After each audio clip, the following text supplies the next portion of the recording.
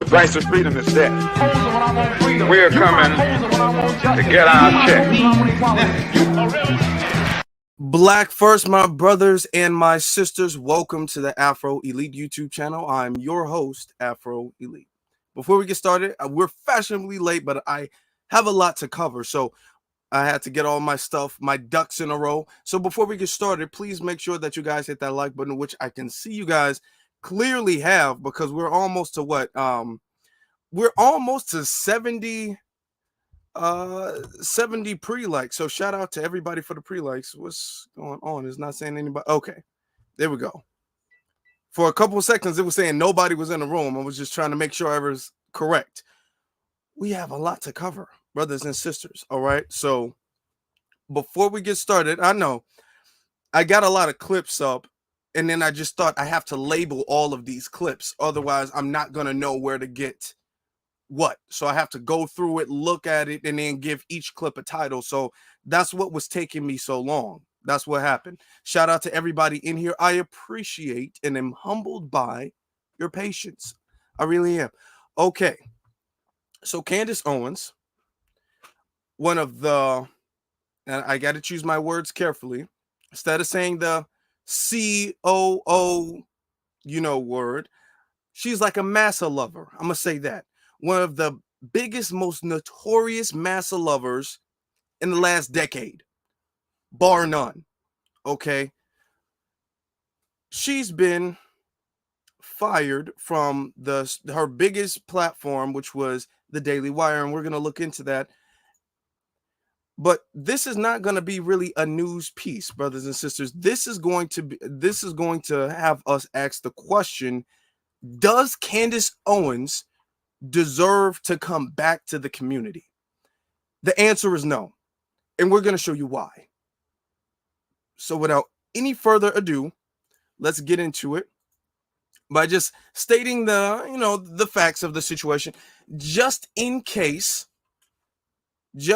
some people might not be aware. Her and Ben Shapiro have been butting heads at the Daily Wire. A lot of people think Ben Shapiro is the actual CEO of the Daily Wire. He's not the CEO of the Daily Wire. He's like a co-founder. He's definitely the face of the Daily Wire, but he's not the CEO of the Daily Wire.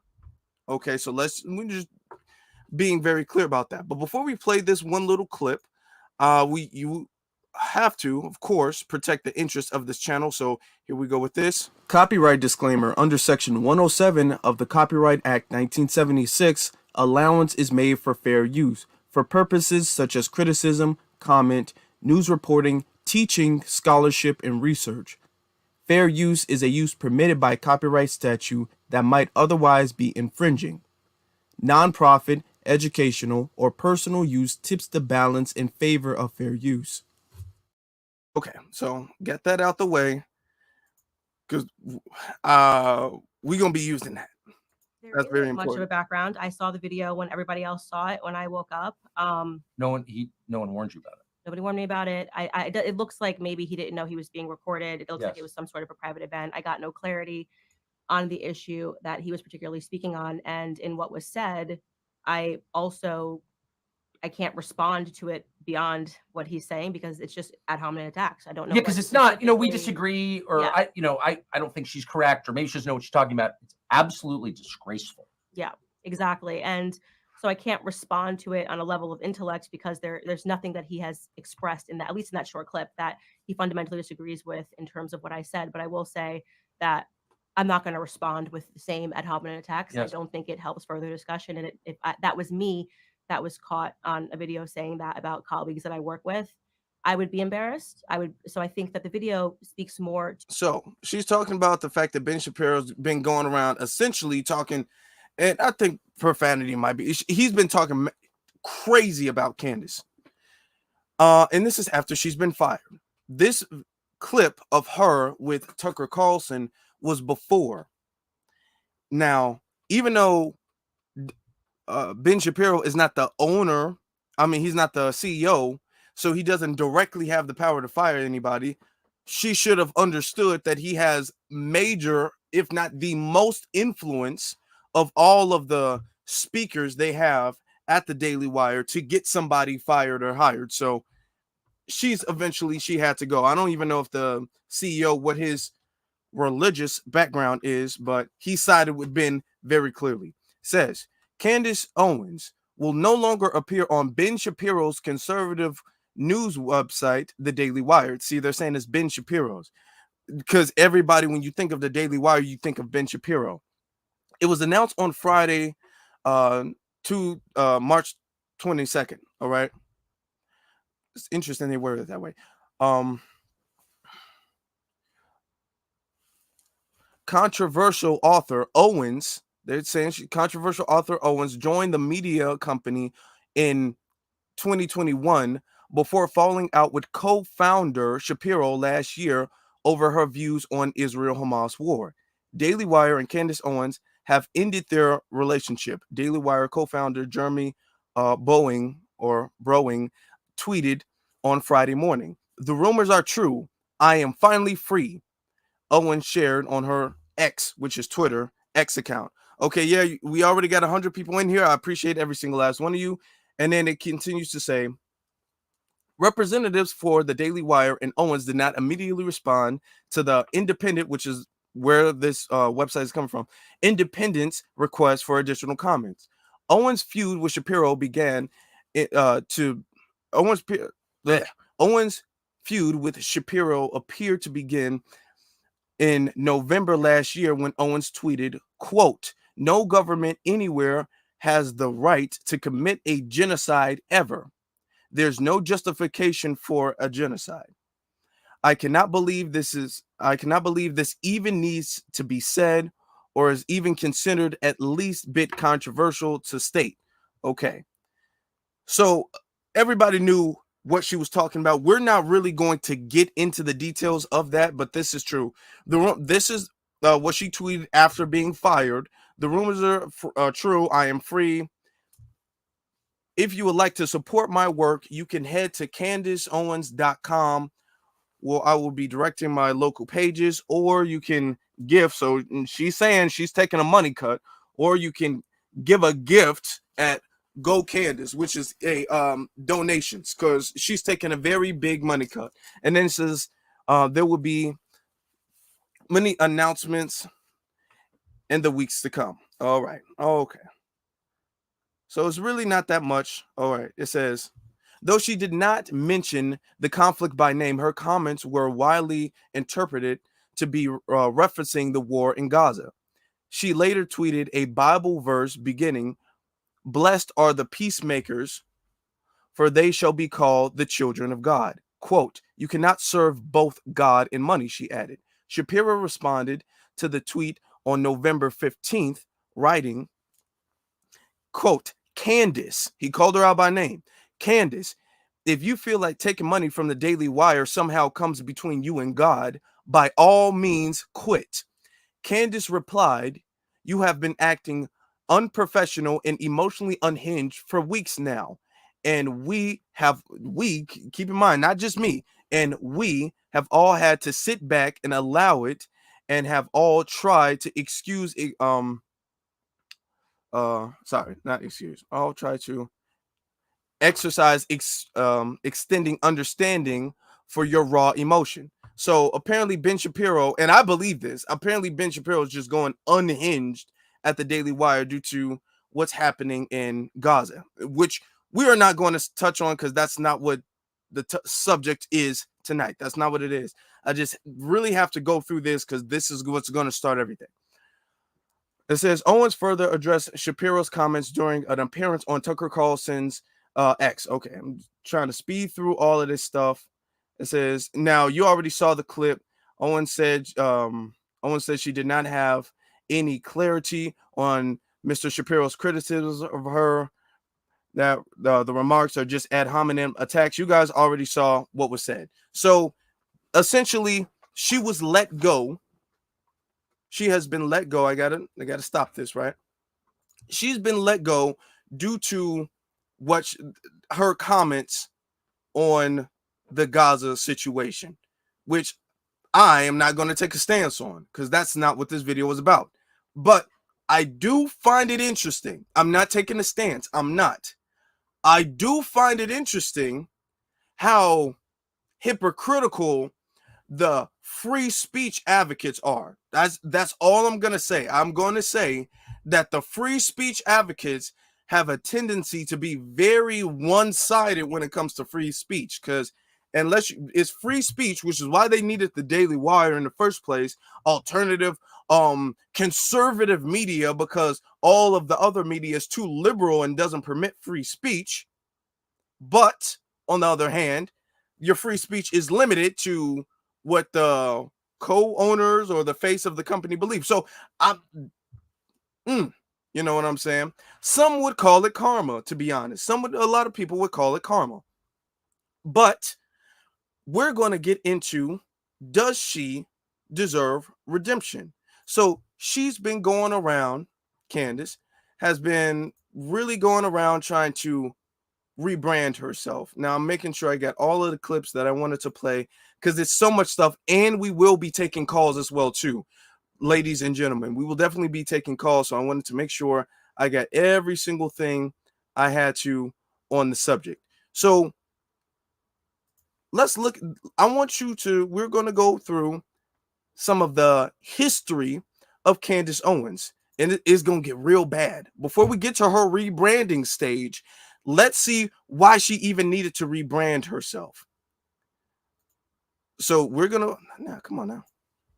We're going to be playing some clips. Let me pull it up for just a second. Y'all check this out.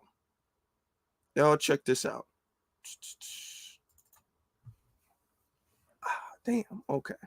I can only play so many clips at a time. All right, look at this. Mad about it ever seemed to ask. We already played the copyright thing, so we don't need to play that anymore. It's just so interesting. I mean, if you're triggered. Now, this was her after her and Kanye West were caught wearing the White Lives Matter t-shirt. So this is what she had to say about it. As they say, by a shirt like that, no one who is mad about it ever seemed to ask, like, why? What if it said Malaysian Lives Matter or anybody? A normal person would say, well, of course, all lives matter, but like, why does this make them so mad? It's weird and dark. It makes them so mad because there is actually in this country a hatred toward white people. It is undeniable. The worst thing that you can be in this country, far from what they're telling you, I would say two things. First and foremost, a black child in the womb of its mother. That is the most unsafe place for a black child to be. The second thing is a white straight male, right? Because they perceive that as being too normal, right? It's too normal for you to be a white straight male. You need to make yourself somehow They perceive, just listen to what is the worst thing to be in this country, because straight white men have it just so hard. When has America ever given straight white men a break? And we perceive them as being, quote, too normal.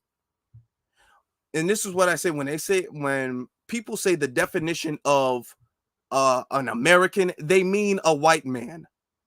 By definition, white men are too normal. Too normal are the words she chose to use. Let's continue though. Problematized by saying that you're trans, that you're suffering, that you're gay, that you're Hispanic, that you have a biracial mother, something. People are dying to say that they're anything but being white. And again, that is the commentary that we offer by wearing these shirts. You actually cannot, right now, today on TikTok, you cannot use the hashtag White Lives Matter because they say that it inspires hatred.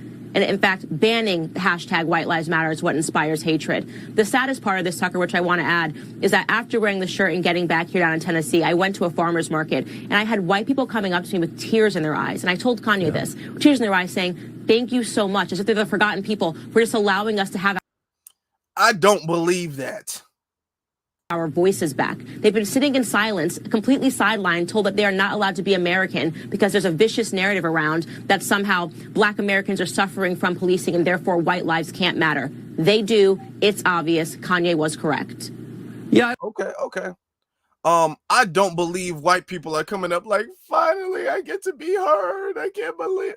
I don't believe that. But we got a lot more to cover, because we are going to fully explain why Candice Owens does not at all deserve redemption and why she is never going to be allowed back in the community. I can only have a certain amount of clips up at one time, so sometimes I have to go back and tap this, but we got a lot to cover. We have a lot to cover. Look at this. Slaves built this country. Now, there was a because Proud Boys.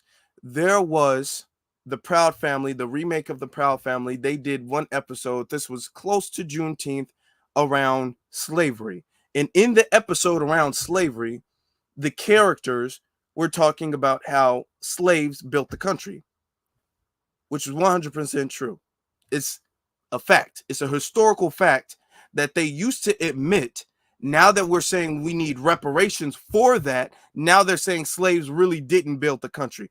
Before we said anything about reparations, they didn't have a problem saying that slaves built the country.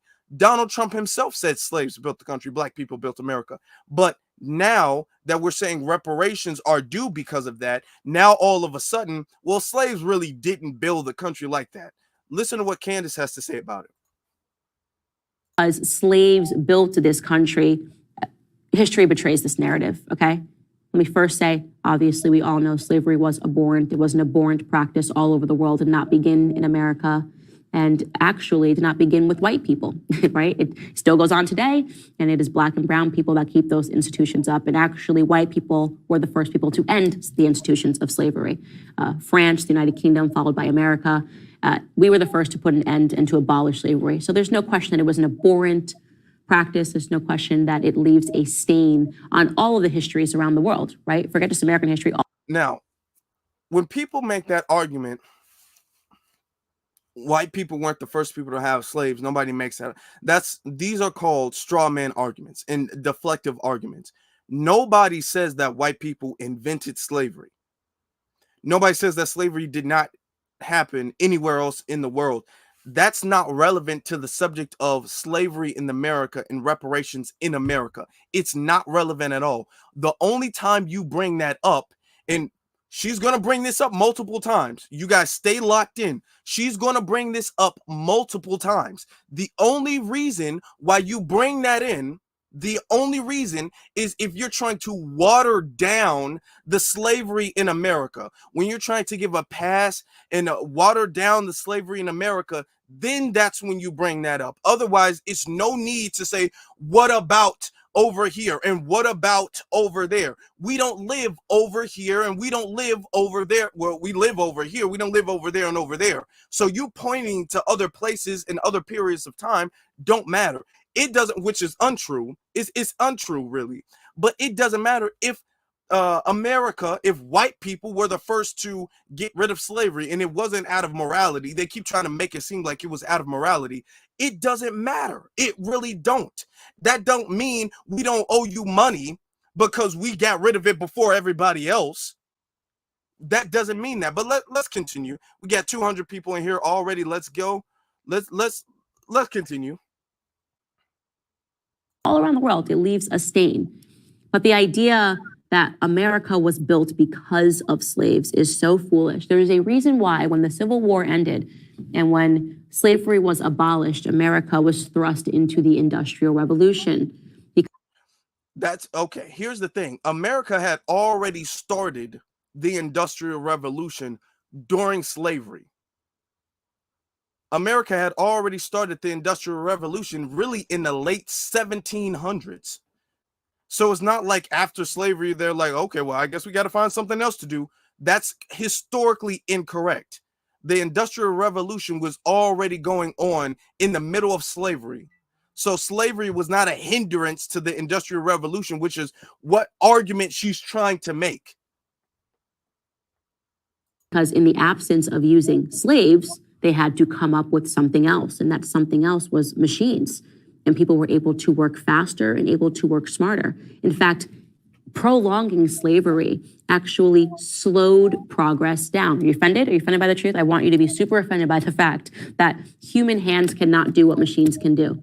And so what happened was when they started realizing that we cannot use human beings, we had to come up with machines. They began coming up with all types of machines. And the people that built America were those that were able to come up with those machines, which thrust us into the Industrial Revolution. So be upset, leave a bad comment about it. I really don't care. Actually, write an article. Let the headline be, Candace says that slaves slow down progress, whatever you want that. So she's saying, and all of this stuff, and folks make this argument all the time. Well, it really wasn't slaves who did it. Slaves didn't do it. They weren't even really important. If they weren't important, why would you keep slaves around? The whole slave trade, why would you keep that around for centuries? That debunks. All you got to do is, why would you keep slavery around for centuries if slaves were unimportant? That doesn't even make sense. The Industrial Revolution was fueled off of the slave labor in America. You couldn't have the Industrial Revolution without slavery. And you can't say, okay, even when the Industrial Revolution commenced, oh, that's when America became America. No, there was something that led to the Industrial Revolution, which was slavery. But this is her trying to say slaves didn't build the country. So this is Candice Owens. Before Candice Owens tried to rebrand herself, this is the type of stuff she was on. She was sitting up there trying to deny our reparations. Look at this.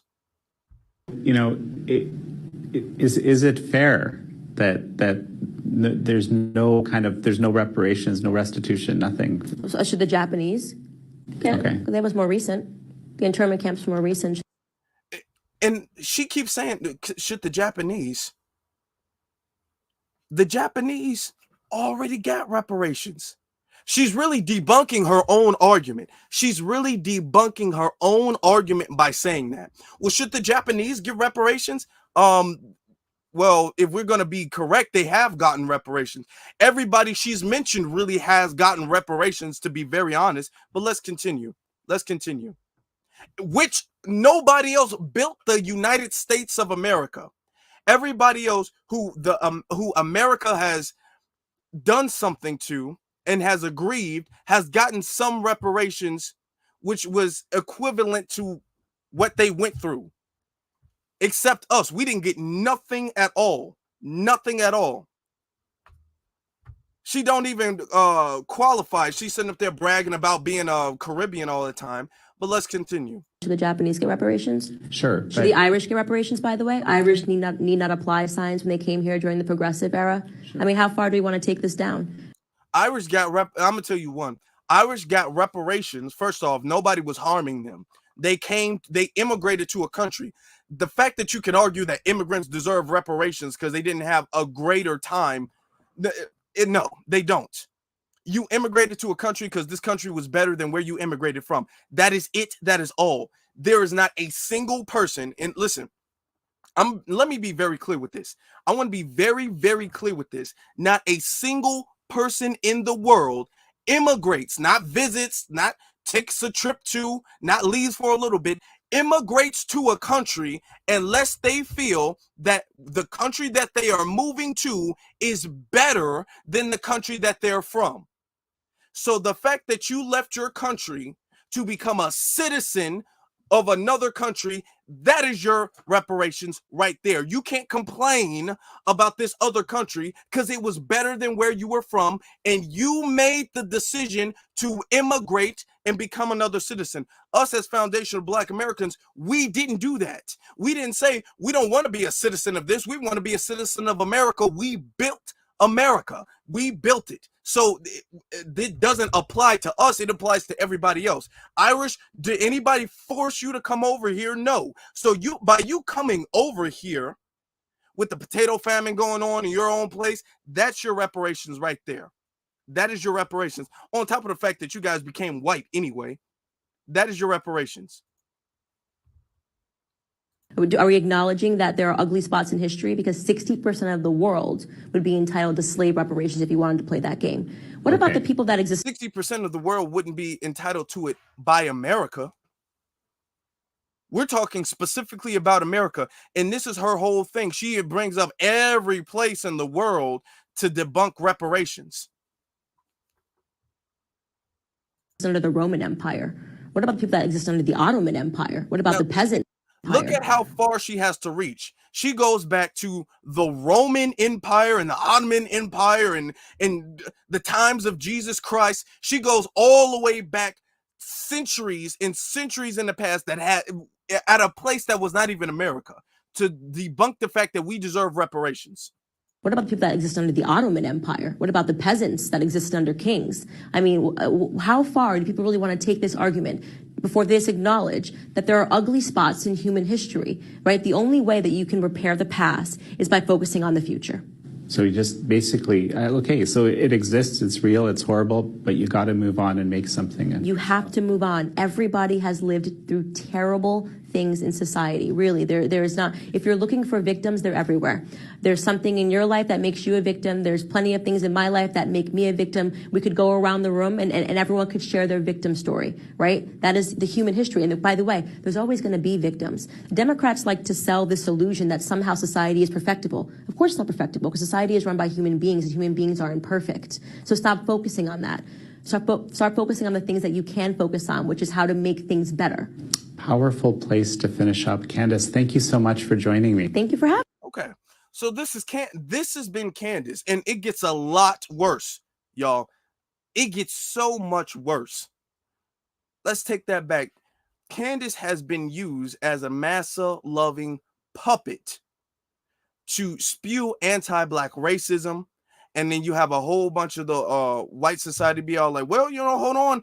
Candace, she's Black. You can't say she's Black. Look at this dark-skinned Negro girl. She's Black. So everything she says is now is kind of really justified if you really want to be honest with it. But she's the stuff she says, listen to this. We got to go through this history, y'all. Reparations, which she wouldn't be really entitled to. Her whole life she's bragged about being Caribbean. She's Caribbean. So you aren't owed reparations in the first place. She's not owed reparations in the first place. Her being quote unquote Caribbean.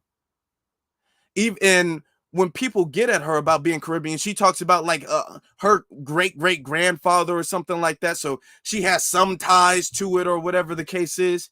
But her entire career, she's Caribbean. And she said it multiple times. But look at this. I mean, some of the stuff she says is just downright abhorrent and egregious. So race obsessed. And one thing I always say, Tucker, is that the left can pull a racist narrative from thin air where it doesn't exist, but when it actually is in their face, they try to avoid it at all costs, especially when the perpetrator is a Black person against another white person, which obviously happens more often in this country, given the fact that Black Americans are the most murderous group in America by rate. I'm going to play that back one more time. So she's on Fox News with Tucker Carlson.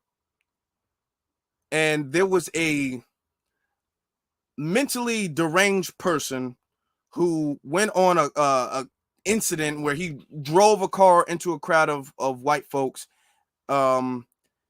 deleting those white people, which nobody is justifying. He unalived those white people. Nobody's justifying. And Candace and Tucker, who, mind you, when a white person does it, it's mental illness. It's just mental illness, and we got to talk about mental illness. Now, when it's that, look at how she says it. And one thing I always say, Tucker, so race obsessed. And one thing I always say, Tucker, is that the left can pull a racist narrative from thin air where it doesn't exist, but when it actually is in their face, they try to avoid it at all costs, especially when the perpetrator is a Black person against another white person, which obviously happens more often in this country, given the fact that Black Americans are the most murderous group in America by rate. Okay, Black people are the most murderous group in America.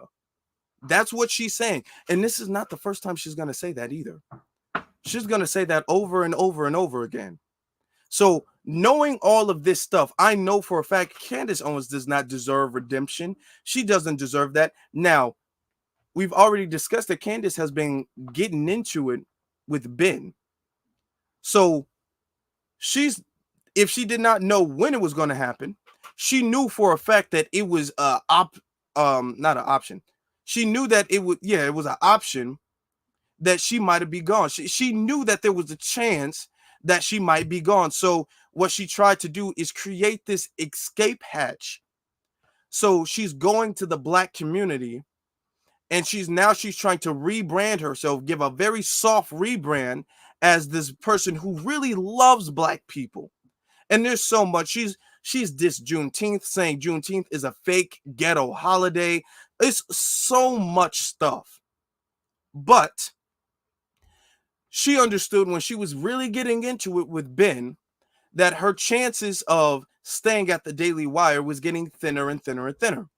So what she had to do was she had to create some type of escape hatch or something that was going to soften the blow so she can come back to the community.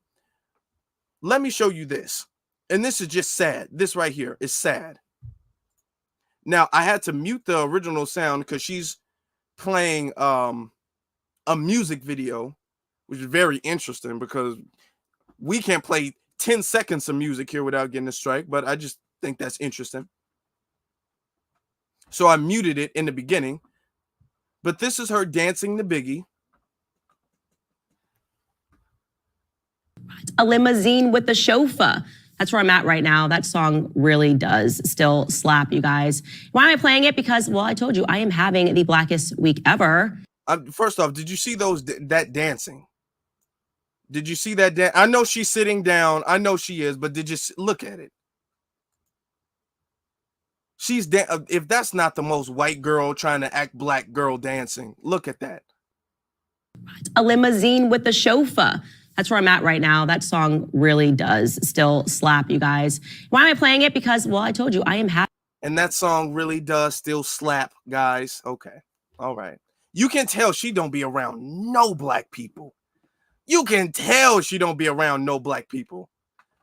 But listen to the pride she gets about being, quote unquote, re-embraced by the community. Having the blackest week ever. And in that song, he talks about his mom, loves to show him off, smiles every time my face is up in the source. Well, guess what, guys? My face is up in the source. Check out these headlines. I've been just really trying to get into Black media and have them say something nice about me, and it happened. This first from the source. Candice Owens on Beyonce's country music. She's more country than Taylor Swift ever was. Next headline over here in Vibe. Candice Owens defends Beyonce, says she's more country than Taylor Swift. Yes, guys, So she's sitting up there. Now she's trying to get to the beehive and saying, well, you know, Beyonce is more country than Taylor Swift. So she's sitting up there trying to cape to them and talk about, oh, I'm so glad that Black media is finally embracing me and Black media is doing, because she understands that, okay, I'm going to have to take, because she's always been, and I've shown you, she's always been so all the way to the right, the most extreme alt-right. There's not an extreme alt-right, and we're going to show because it gets a lot worse. Y'all stay tuned. It gets a lot worse. There's no stance at all of the alt-right that she disagrees with whatsoever. Nothing. So now she's trying to rebrand herself with, I really do love Black people. Oh, and we're going to get to the Breakfast Club thing shortly after this, very shortly after this. But I really do care and I really do love Black people. I'm just this very misunderstood person.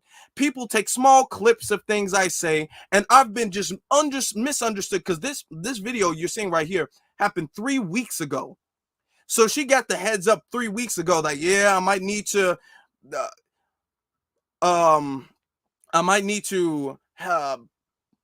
rebrand myself, or I might need to soften the blow with the community because it might look like I might need to lean on the community for a little bit if I'm on my own, to be very honest with you. So she's trying to soften the blow. That's why she's doing her little dances and stuff like that and rapping along to Biggie, which she's never done before.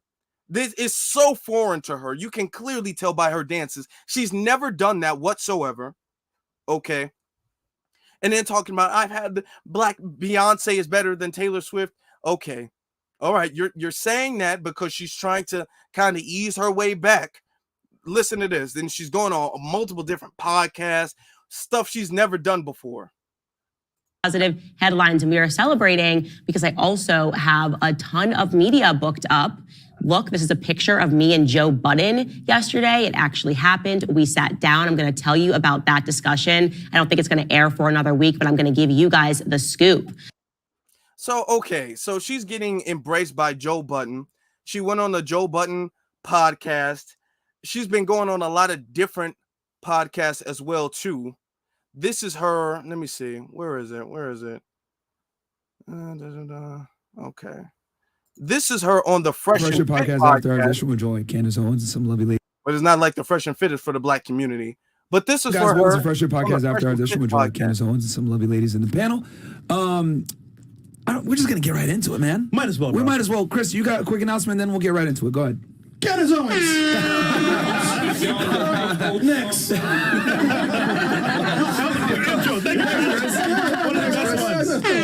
hype in the chat. They're like, damn, Chris ain't talking. Let's go. All right, cool. Okay. So we'll go ahead and start.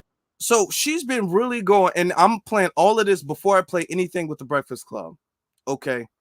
Because she's been going on all of this stuff with the Breakfast Club, and she's been going on a lot of different platforms, a lot of Black operated platforms. I don't even know if I don't know who owns the Joe Budden podcast, but she's been going on a lot of Black operated platforms to kind of be like, I'm not afraid. She's never done this. But now all of a sudden she's doing this, and she's having non-political conversations about music and all of this stuff, trying to say, hey guys, I'm really one of you guys. I'm a Negro too. She's trying to do that. So her on and she was saying some off stuff. Look at this. Now she's supposed to be some advocate for the Black community on the Breakfast Club. And yes, both Fresh and Fit are both tethers. So she felt very comfortable on their platform. I'm sure she felt very, very comfortable on their platform. They're both tethers. This basically describes welfarism, right? Like, despite the fact that there's been trillions of dollars since the establishment of welfare, Black Americans are poorer today than we were before it. People don't know this, but during the time of Jim Crow, before welfare was established in the 1950s, Black Americans were actually outpacing white Americans in this country in terms of economic growth. And the reason for that was because our families were together. Like, we had good values. The government only wants to give you the bare minimum, but where's the rest of the money? Where is it going? They sign these bills making you think that this money is going to you. It's not. They are stealing from the American people. And okay, what she said was incorrect. That's incorrect. It's not the value. And they always say, well, we were doing better then versus now. And that's because of our values in our family. So essentially they're saying it's not because of white supremacy. It's because of you. It's because of you. It's because of what you've done. It's all your fault. All right. We see. I think I have a clip of her saying something about white supremacy. I don't. Let me see. Yep, it's because of that. Oh, by the way, I almost forgot to play this clip, and I can't leave without not playing this clip right here. Let me play this real quick because I didn't even have a thoughts on the Confederate flag. I do not see a problem. This is Candace, the super pro-Black family girl, Candace. Before we even get into that, this is another clip of her. I just don't want to leave without playing it. This is her talking about the Confederate flag. Hi, thoughts on the Confederate flag. I do not see a problem with people whose family members died fighting for that flag to be able to wave it high. It is historical, and the idea that your son or daughter went and marched in a war, people are just so stupid. They think they were fighting for slavery. Those people who fought were piss poor. They never had a slave a single day in their life. They fought for the South, and their sons signed up, went to war. They fought for the South. What was the whole South fighting for? The whole South was fighting for the Confederate flag. I mean, for slavery. And to say they didn't fight for slavery, they fought for the South, as if the South was not fighting for slavery. And now they're told that even having the flag or having any pride for their dead relatives is something that is wrong and dirty and backwards and racist and associated with slavery. People are so ignorant about slavery and the numbers on slavery. I mean, the idea that everyone had slaves in the South is so stupid. It was the incredibly uber wealthy. People believing that everyone today had a yacht. I mean, it's just so, I'm just going to stop ranting about it. The answer is people should be allowed to keep their Confederate flags and wave them because it represents an element of history. And this is why she's going on these select podcasts, because she knows when she goes on these select podcasts, nobody's going to press her on her notorious anti-Black, pro-white supremacist history. Nobody's going to press her on that. When she's going on Fresh and Fit, they're like, Candice Owens. Joe Budden's taking Candice Owens, everybody. Okay, well, we're going to listen to what she has to say. So she's watering it down. So she's going to say things like, well, hold on, the immigrants, because she knows that Black society collectively feels some type of way about immigration now because it's gotten so out of control. So she's going to focus on, I was trying to say the thing about the immigrants. I was trying to say that in Trump, she's going to keep it on those two things. She's not going to address the fact that she's justified all of these deaths, which we will get into. She's not trying to admit she's justified all of that stuff, all of the anti-reparation stuff. She's not going on these podcasts and saying that. She's not doing that. What she's doing is now she's going to get there. She's going to smile. She's going to act like, you know, I'm just this happy Black girl and people just misunderstand me because I'm Christian and I'm conservative. So the Confederate flag, and that's a age-old argument that doesn't make sense and it's not true. The whole barely anybody owned any slaves in America. Barely anybody owned. Well, there were millions of slaves, let's be honest, who still built the country. And just because barely anybody owned them, there was a few percentage of people who actually owned a slave, does not mean everybody was not fighting for slavery. All right. But now she's trying to rebrand herself by talking about the Black family. Let's get back to that. It's basically just families were together. Black Americans were actually outpacing white Americans in this country in terms of economic growth. And the reason for that was because our families were together. Like, we had good values. The government only wants to give you the bare minimum, but where's the rest of the money? She keeps saying, and that's it. That's all I'm gonna play of that. We have better values. Okay, if you compare Black society to the 1940s, 1950s, and then today, you can clearly tell that we had economic progress and we were scaling better. We were doing better economically, despite Black Wall Streets being burned down, which happened in 1921. Despite that, we were still outpacing them. Despite the sabotage, she never addresses Black Wall Street because that debunks her argument that Black people are failing and it's all our fault. When she talks about the values in the welfare system, which was done by white folks, and we're not the only ones or even the main ones to get welfare, but it was done by them. But she says that to say, Black people, you're socioeconomically deprived, and it's not because of the system, it's not because of white supremacy, it's because of you are the reason for that. She's not going to mention the fact that there was redlining. She never mentions that, and the Breakfast Club isn't going to fact check her at all. They're just going to sit there and listen to it and laugh and joke and play little games. This is why she's going on these select little podcasts, because these select little podcasts are not going to question what she's saying, are not going to fact check her, are not going to bring up her history. They're not going to do any of those things. This is why she wanted to go on those platforms, okay? Shout out to everybody here, all right? She's not going to bring up the Highway Act. She's not going to bring up any of that stuff. But that's Candace for you. But apparently, all of a sudden, she has this strong love for Black men. So I'm going to let that play. Not stand. We got over 300 people in this room. Thank you very much, brothers and sisters. Y'all stay locked in. Y'all stay locked in. All right? Because we still got a lot to cover, and we're taking phone calls. So if you guys want to call in, whether you agree or disagree, you guys will be able to call in and share your opinion. This is what she has to say about her love for Black men all of a sudden.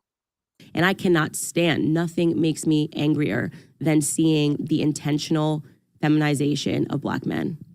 Drives me insane. Expound. Kid Cudi wearing a dress, like suddenly, and there is actually an old interview that I believe Dave Chappelle gave to Oprah where he talks about that in Hollywood there's always this like pressure for them to try to get Black men to wear dresses, and he like said no to this, and people kept trying to get him to wear a dress. They're like, wouldn't it be so funny in one of your skits if you wore it? And he was like, no, what is this? Like, why are you trying to get me to wear a dress? That is weird to me.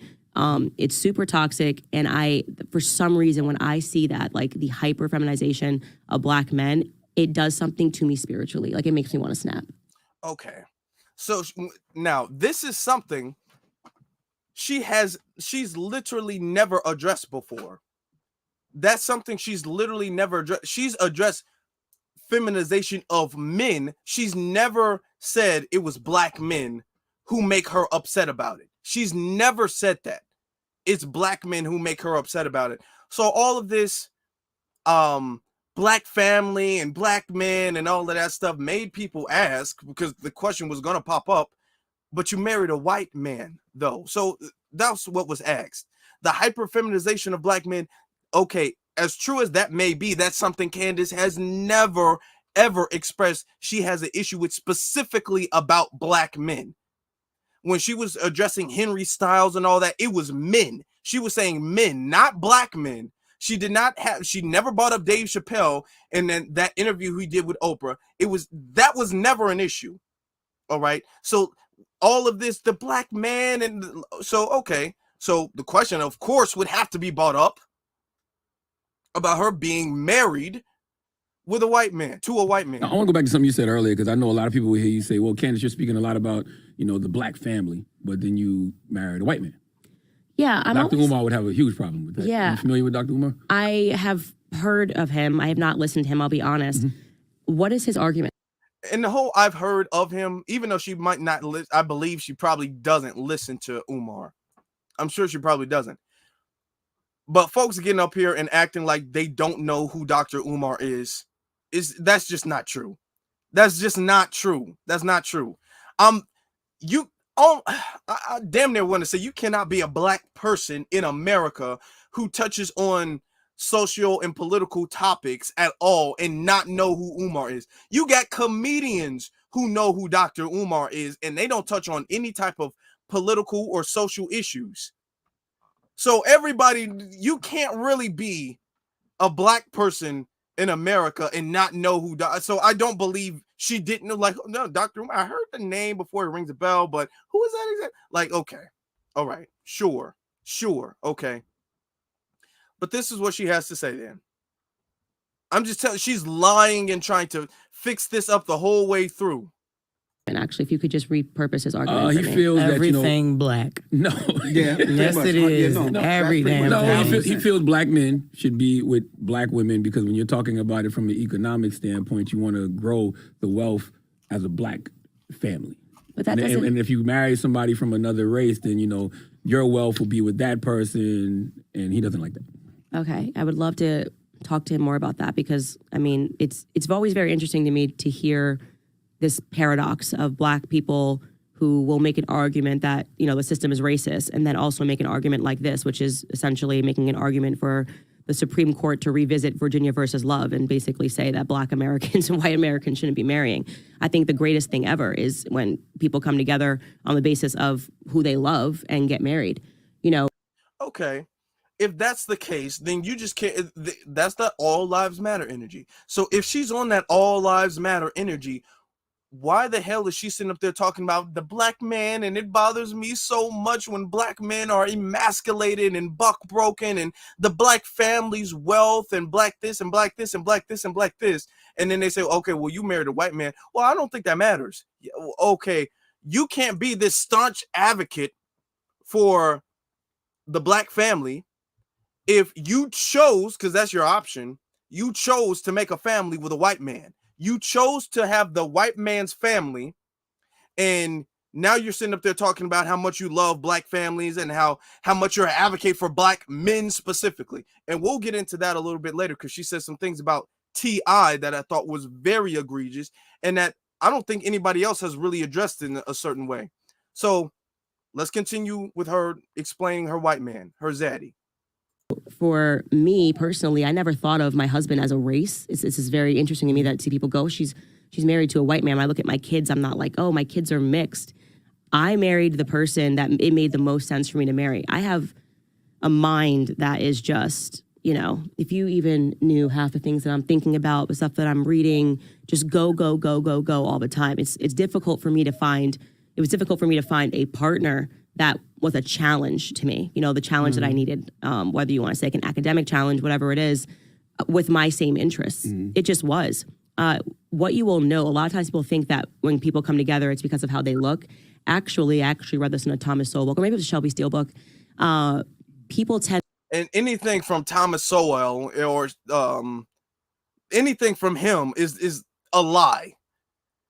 But listen to what she has to say. To marry their IQ, which is interesting. You think like if you see two black people together, oh, it's because they are two black people, but actually they are probably better matched based on their IQ. So that goes into the whole black people have lower IQ argument, which is something she's peddled before. And I married this white man because his IQ was similar to mine, and there were no black men whose IQ was similar to mine. That's why I had to marry them, because people marry based off their IQ, which I tried to look up Candice Owens' IQ, couldn't find anything about her nor her husband's IQ. You marry somebody based off their IQ. Well, I mean, what is your IQ? People don't marry people based off their IQ. When you're dating somebody, you don't give them an IQ test and be all like, well, you know, I'm 102 and you're only, 84. I guess this isn't going to work. Like, nobody does that. And that's the excuse for people who marry white people and who don't want to be called out for it. They'd be all like, hold on now. It's not because he's white. It's because his IQ is just such a genius. He's such a genius. That's her thing. But she still loves black people. Now I'm going to get into that, quote unquote, what she says, right? I want to get into what she has to say about T.I. and Diddy. She addresses the subject. Going to be hard. And she's talking about immigration. She's talking about immigration, right? So this is what she's saying, that the black community is going to be the main community that's going to be harmed by it. Harmed are going to be black Americans. People actually were mad at you, right? When you got into the conversation with T.I. at the Revolt Music Conference, right? And you were saying that, and people didn't understand it, but it seems like people are understanding what you were trying to say back then. Yeah. And Envy is dead wrong. Let me just pause that real quick. We're going to actually show you the interaction between her and T.I. at the Revolt Summit. Envy is wrong. T.I. was not sitting up there getting at Candace over immigration. That's not what they were. That's not what happened. So he's saying people are getting mad at you over your stance of immigration, but now people believe you. She's making it seem like my whole thing was about immigration. It was really for black people. That's my whole thing, was about immigration for black people specifically. And everybody was mad at me for that reason. None other reason. And Envy and the Breakfast Club is playing along with that damn story. But let's continue to hear what she has to say about the situation. Yeah, and I am so happy to have those moments because, like, I think T.I. is a trash person. You know, I'll say that 1,000 times over because, first and foremost, I had spoken to T.I. prior to that event. Like, T.I. was the only person on stage that I actually knew. And for the same reasons that I met you. Kanye had put us in touch. We had talked. And I know that T.I. thinks more conservatively. So he was literally putting on a show. And so it just makes me wonder, especially with all the stuff that, like, came out in the Diddy lawsuit, like, who's controlling T.I.? Because that was wild. He was literally putting on a show like he didn't know me on stage, like he was surprised I was saying the stuff. He was way more level-headed and rational when we were on the phone. And I still look back on that moment, I'm like, what was he doing? It was like a circus act up there. All he wanted to do was just to recreate. Now, she says that T.I. was acting like he didn't know her and all that stuff. T.I. admitted that he did know her. He admitted that they had conversations on the phone. And he admitted the fact that he wanted to like her. But the thing she was saying, she's making it seem like I just went up there and I was just peacefully sharing my opinion and everybody just started to attack me and I was just badgered and attacked for my beliefs. No, Candace was cutting people off. Candace was being aggressive. Candace was being rude. Candace was being condescending. If you go back and look at the whole thing, Candace was not being this peaceful little flower girl. And everybody was all like, how dare you be a conservative? That's not what was going on. All right. And we're going to get into why they actually, the whole you started with some bullshit line, why that happened. But let's continue because she brings up T.I. and then all of a sudden out of nowhere, she brings up the Diddy lawsuit. But let's continue. Let's continue because I don't think anybody really, I haven't seen anybody catch this part of the interview. The slave plantation. And when I see people like T.I., it gets me angry. It does. People should be angry. People should now be questioning, full stop, especially after the Diddy lawsuit. Like, what's real and Now, this is the second time she brings up T.I. in the Diddy lawsuit. She's trying to make T.I. synonymous with the Diddy lawsuit. Every time because Diddy's not involved in that situation, but every single time she brings up T.I., she also brings up the Diddy lawsuit, which T.I. has nothing to do with the Diddy lawsuit. what's not? Who's being blackmailed? You know, who maybe, you know, is being controlled by certain people? I don't know. These are questions that I think people are ready to start asking, but I definitely have a huge question mark on T.I. You mentioned Diddy lawsuit. Yeah, I was about to say that you mentioned Diddy lawsuit twice with T.I. What's up with the Diddy lawsuit? What do you mean what's up? You guys have definitely covered it, right? Absolutely. It's crazy. Absolutely. You know, it suggests that he was the Jeffrey Epstein of Hollywood, that there's a blackmail ring, that people are getting... No, it does not suggest that Jeffrey Epstein. You know, Jeffrey Epstein had a whole island where children were on the island, and that's all I'm gonna say about that. And I'm not defending Diddy or his allegations, but to say he's the Jeffrey Epstein of Hollywood, he's gonna have to get a lot worse. Those allegations are gonna have to go a lot worse than to say she's literally comparing somebody who has a whole island where children are known to be on that island. And y'all know the rest. To say the allegations of Diddy is essentially equal to Jeffrey Epstein is not the same whatsoever. But let's continue. And they bring up, why did you bring up Diddy? And then she's all like, I mean, you guys have covered Diddy, right? Like, wow. She's stretching her words so she can come up with a reason, because she, I guess, didn't expect them to ask, why are you bringing Diddy and T.I. up? And Diddy has nothing to do with the T.I. lawsuits. I mean, not the T.I. has nothing to do with the Diddy lawsuits. being given drugs, they're doing things while they're drugged, and then those people are controlled, right? Because if you're a rapper and your brand is hardcore and I have a video of you kissing a guy and I'm like, I'll release it unless you say or do or take this position, that's a blackmail ring, right? So T.I. wasn't in there, though. No, he wasn't. I'm just saying that the Diddy lawsuit kind of led me to ask some larger questions about, okay, because I have been feeling like in my heart that something weird's going on with black media. So that doesn't make sense. She did not expect to be called out for why she brings up T.I. and Diddy. Because she was bringing up, well, you know, T.I. and then the Diddy lawsuit and then T.I. and then you got to look at the Diddy lawsuit. She was bringing that up over and over. That's like that little Karen Me Too type of energy, trying to imply that T.I. has some type of crazy, egregious skeletons in his closet, similar to Diddy. And that, I mean, you can't, I mean, look at T.I. You got to look at him in the same light you look at Diddy. That's why she kept bringing up T.I. and Diddy, T.I. and Diddy. And then when they ask, like, okay, why are you bringing that up? Then she gets to talking about Diddy. She does not at all make any, when they asked her, why are you bringing up T.I. and Diddy? What do they have to do with each other? She fails to make any connection whatsoever to why she's bringing up T.I. and Diddy. She just talks about, hey, well, Diddy is doing all this crazy stuff, right? So, I mean, yeah, I'm questioning T.I. too. What are you talking about? You and T.I. were going back and forth over a political issue, and now you're bringing up Diddy's lawsuits that have to do with sexual allegations. That has absolutely nothing to do, and she fails to make any connection whatsoever. This is her damn near attempting to Me Too T.I. As much as she claims she hates feminism and loves the black man, she said she loves black men and she doesn't want the masculinity stripped from black men and the buck breaking has to stop with black men. She says that, and then she also tries to make T.I. and Diddy synonymous with each other. But let's actually get into, she said it twice, not even one time. She said it twice, and who knows how many other times she would have said it had it not been for the fact that they asked, why are you doing that? And she knew what she was doing too. She didn't bring it up one time. She brought it up multiple times. T.I. Diddy. Okay, well, why? Well, because Diddy is like the Jeffrey Epstein of Hollywood. That's a stretch.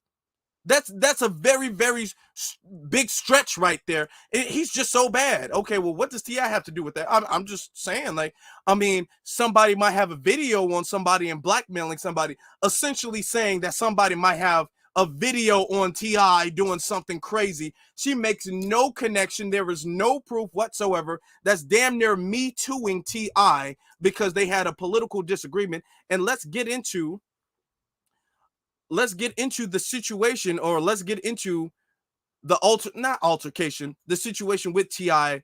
and Candace. And this was not necessarily over immigration. So let's get into it. Please, I have a question. When you say make America great again, which period are we talking about? The period when women couldn't vote? The period when we were hanging from trees? I'll answer. Or like the crack era? Which period in America are you trying to make America like So again? I actually think that I would totally rock a hat right now that said make Black America great again. Because Black America, make America. Before, We're talking about make America. That wasn't the question. I am answering your question. Which period was America great that we're trying to replicate? Which era was it?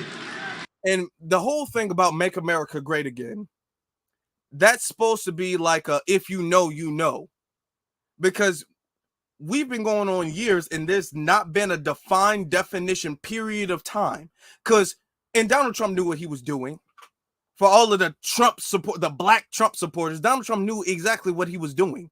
Make America great again. It never specifies when that again was. The white society, they know what the word again means, because you can think he can literally have the slogan be make America great. But he put the again at the end deliberately.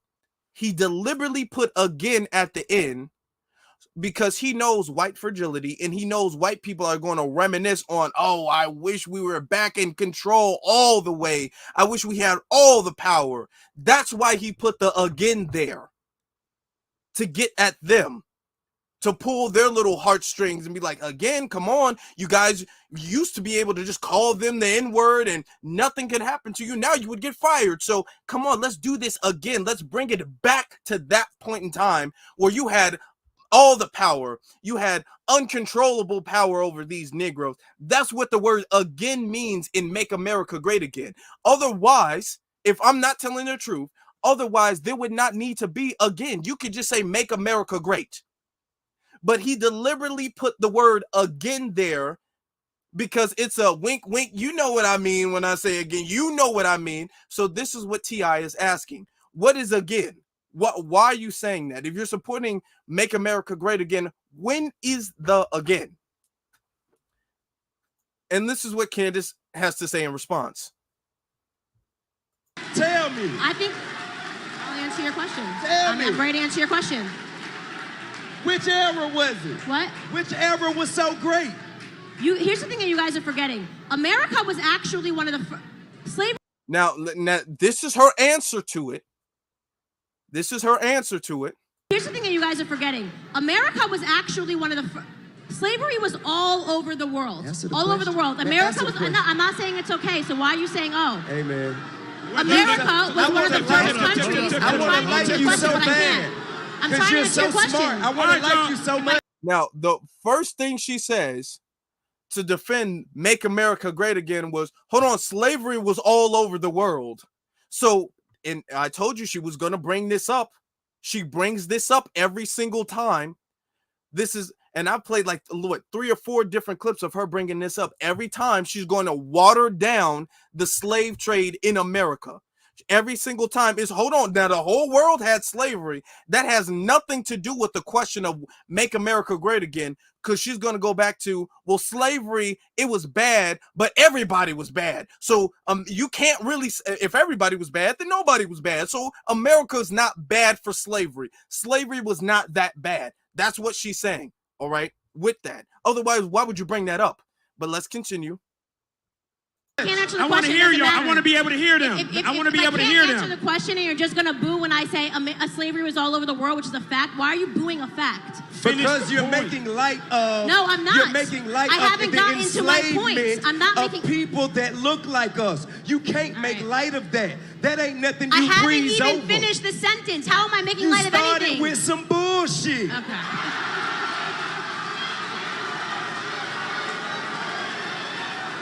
So that was the situation, okay?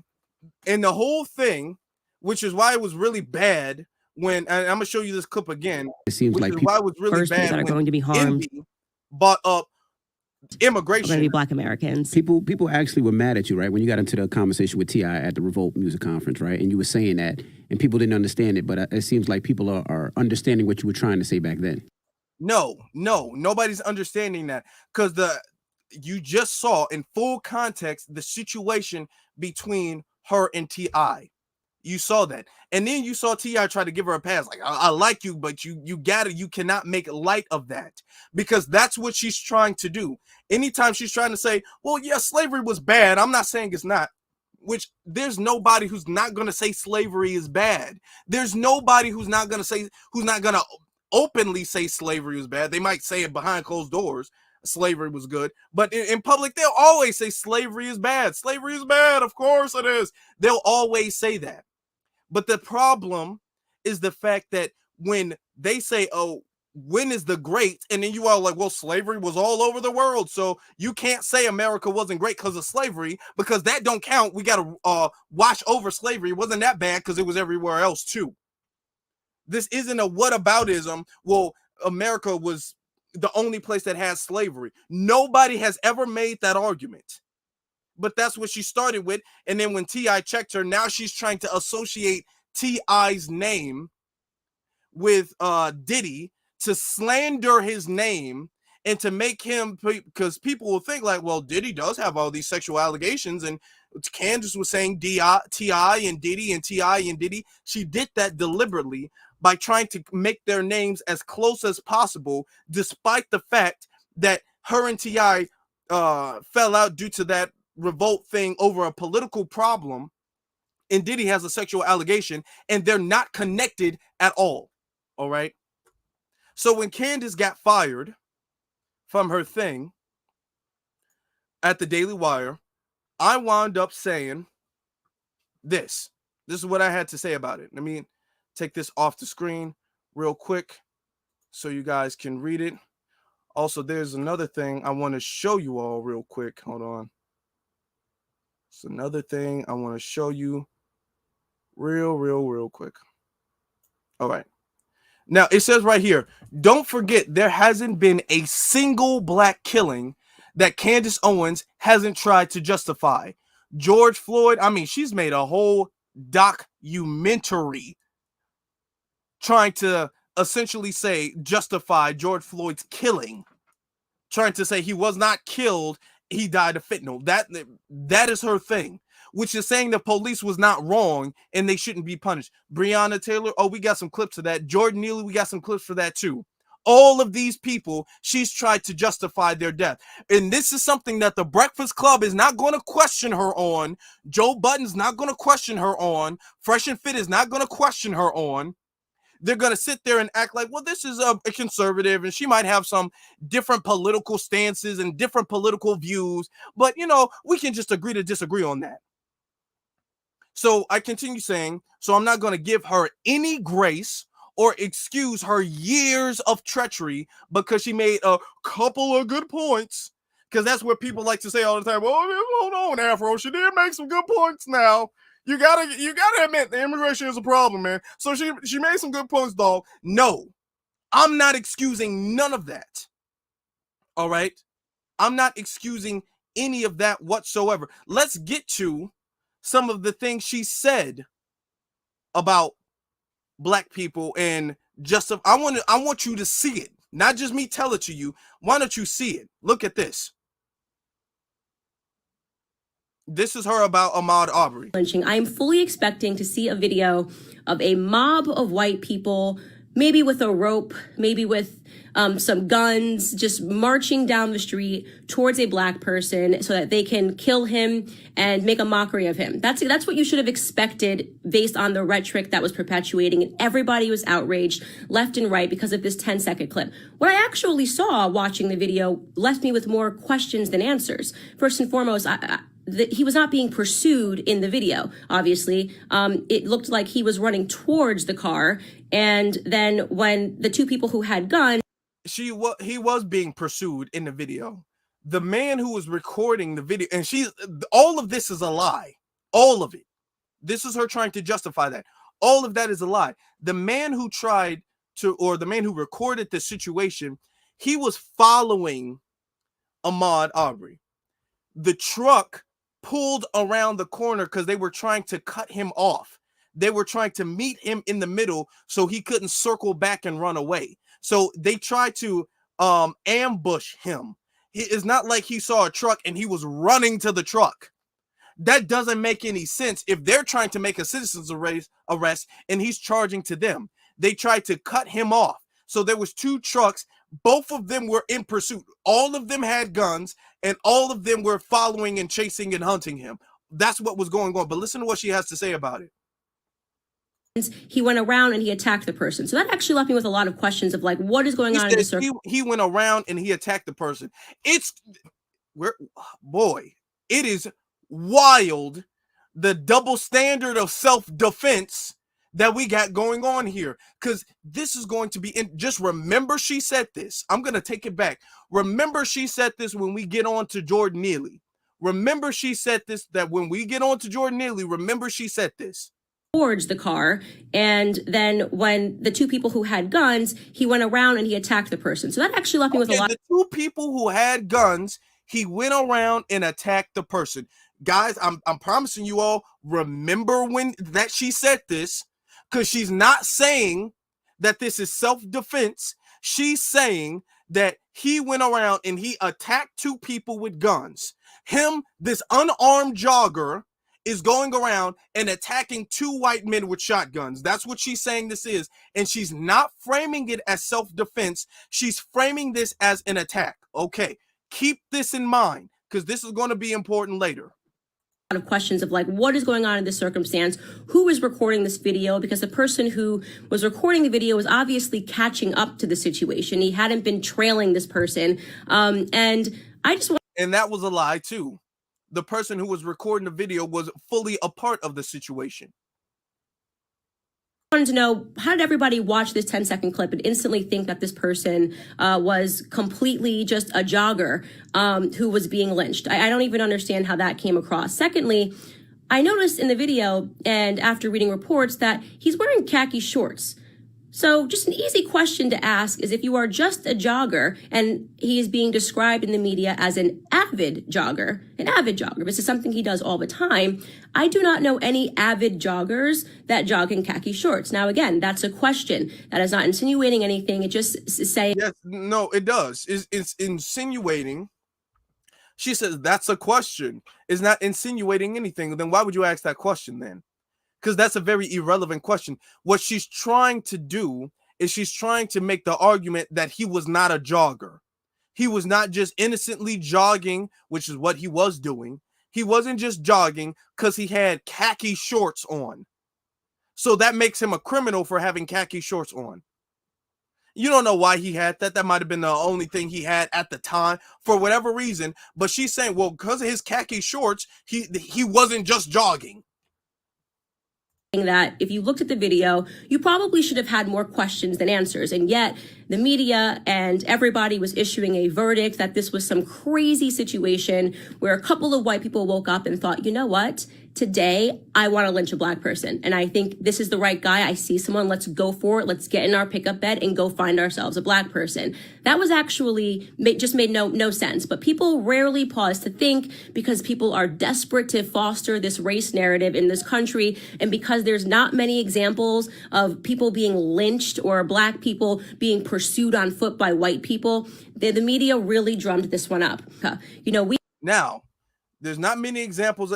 Do you understand? There's not many examples of black people being lynched, but there are examples, multiple examples of several examples, really, of people going to black populated areas with assault rifles, hell bent on trying to delete. Now, let me be careful with my words. Delete and cause mass destruction to every single black person in that area.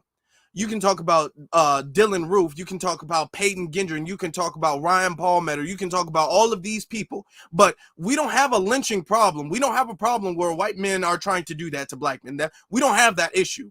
That's what she's saying. But now listen to what she has to say now. Now listen to this.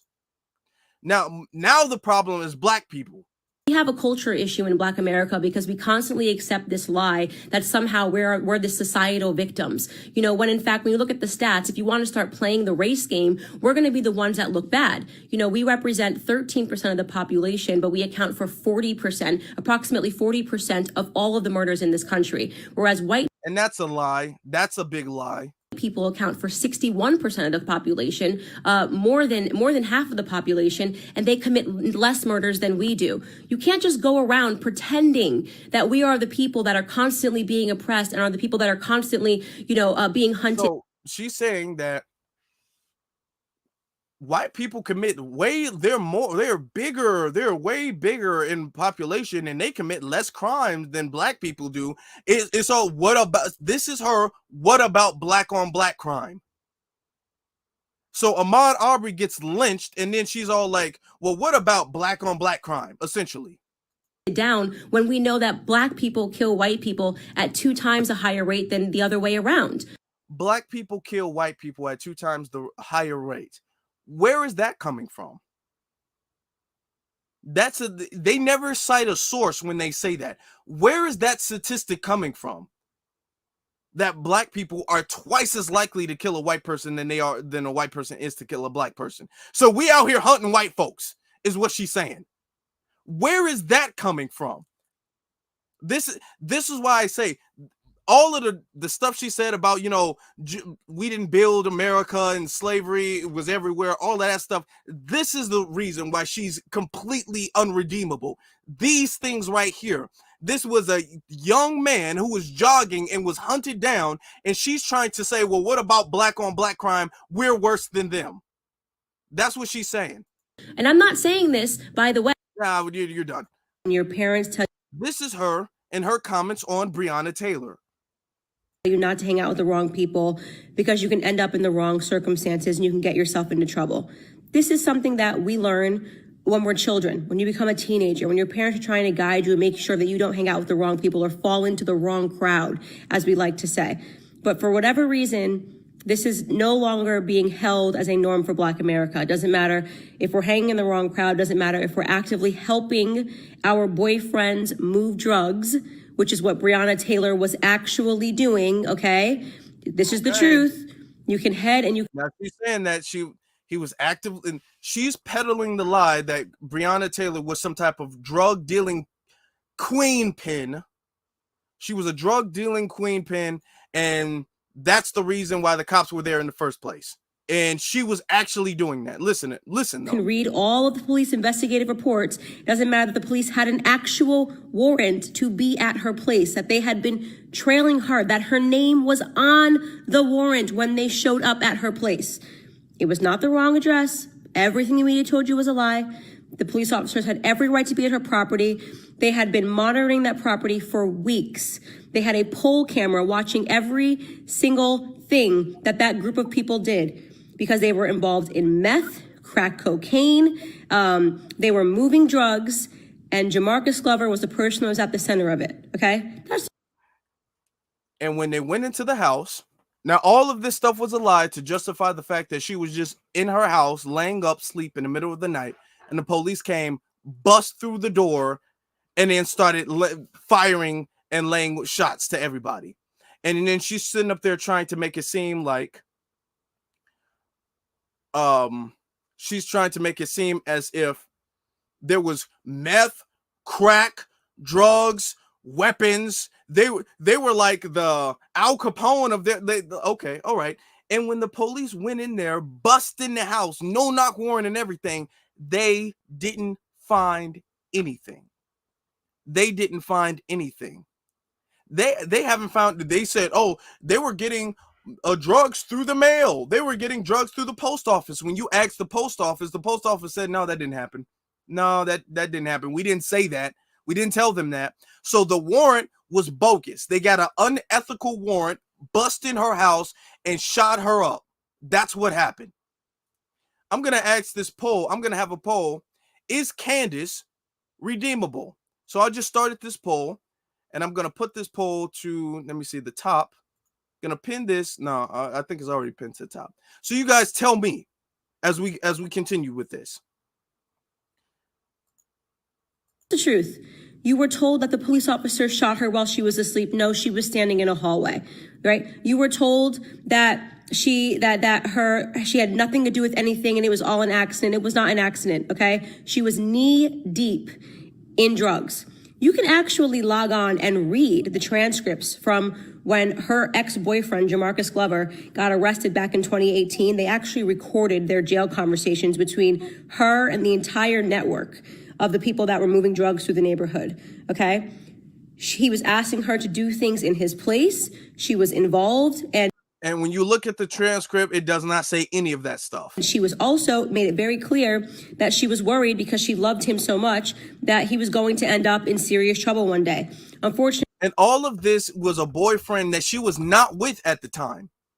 So she's trying to bring up her ex-boyfriend as if that has anything to do with that night in question.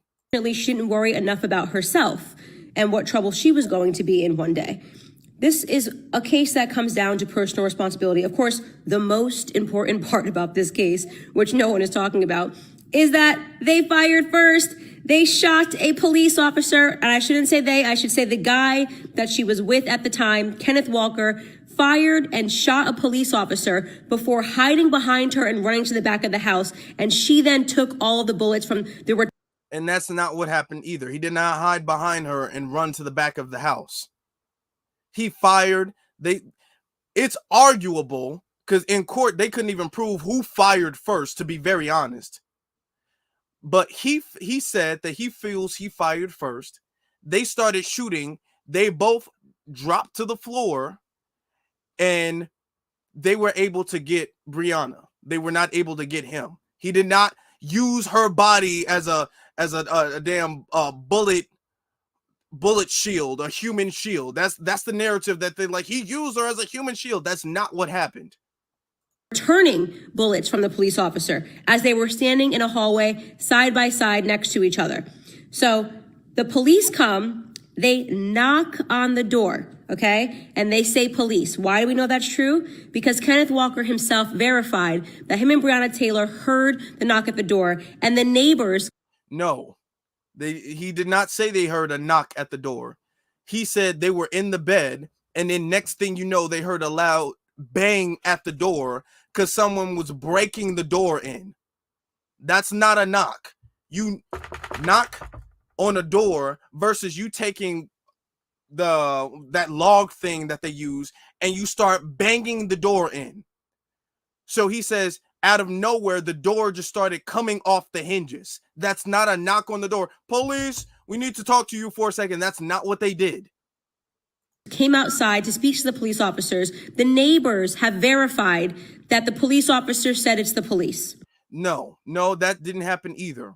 That didn't happen either. It was only one neighbor who said they did actually say police. And that neighbor originally said they didn't. And then he said they did. And then he said they didn't. And it was only one neighbor. And all of the other ones said that they did not hear the police announce themselves. Okay. Now, you hear people who have white guilt and people doesn't matter. How do they know it was the police? I don't know. Okay, so this is the pro-black family Candice Owens that everybody's sitting up there trying to make this excuse for. This is the pro-black family Candice Owens, right? That folks are trying to be all like, well, maybe, hold on, she do say some good things. She do be right sometimes, though. I know she wrong 92% of the time, but that 8%, woo, Lord, that 8%, she be on it. This is what she has to say about Jordan Neely. could end in death because it could. When Juan Vasquez says we don't. Now remember what I said to remember about the self-defense. Remember that. Remember what I said about that. Because she said Ahmaud Arbery attacked the two people with guns. Okay. So if you attack somebody, even if you don't have a weapon and they do, they have an open weapon, that's an attack. Just remember the standard. Remember the standard. She said he attacked the other person. Ahmaud attacked the McMichaels. The McMichaels had shotguns open and ready and loaded and ready to shoot. And Ahmaud, who has no weapons, ran up to their truck and attacked them. She's calling that an attack. Okay. So her standard of self-defense is that's an attack. Now look at what she has to say about Jordan Neely. Situation could end in death because it could. When Juan Vasquez says we didn't know if he had a weapon, he is correct. For all they know, he could have had a pocket knife. He could have been willing to stab someone or harm someone for food. Okay? Everything in his history. Okay. So now it was okay for what's his, not Jordan Neely. What's his damn? It was okay for him to jump on Jordan Neely. Daniel Penny. It was okay for Daniel Penny to ambush and choke Jordan Neely out because of the potential that Jordan Neely could have had a pocket knife.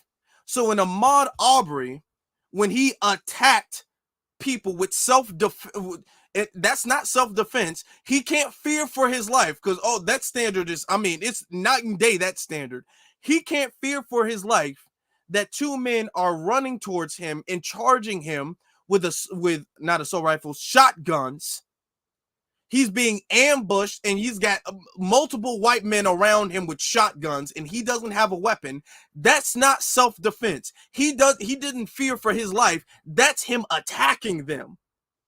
But when Daniel Penny jumped on a homeless man, a Marine jumped on a homeless man and choked him out from behind, that's him being concerned because he could have had a pocket knife.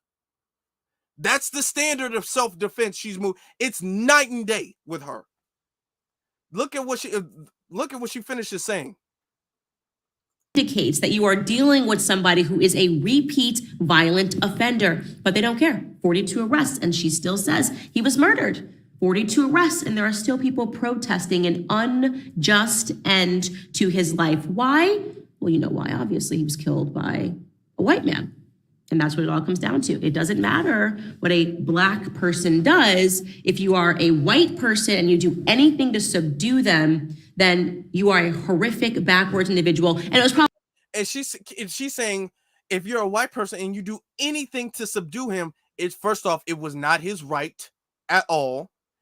Second of all, he choked this man out for what the witness is saying about 15 minutes. If you put a chokehold on anybody for 15 minutes, they are liable to not be able to come back from that. Anybody, it doesn't matter how strong you are, you're choking someone out beyond them being unconscious. Jordan Neely was unconscious for several minutes and still was choked out. And she's saying that is, quote unquote, Daniel was subduing Jordan. Even though Jordan was not a threat to anybody, he did not harm anybody, he did not assault anybody. But he's saying that, well, what Daniel was doing was subduing him. That's what he was saying. Motivated by race. I think that's probably what their takeaway is going to be. The veteran was obviously motivated by his hatred for black people when he jumped on an individual and attempted to subdue him from harming others on the subway. Attempted to subdue him from harming others on the subway, even though he was not harming anybody else on the subway.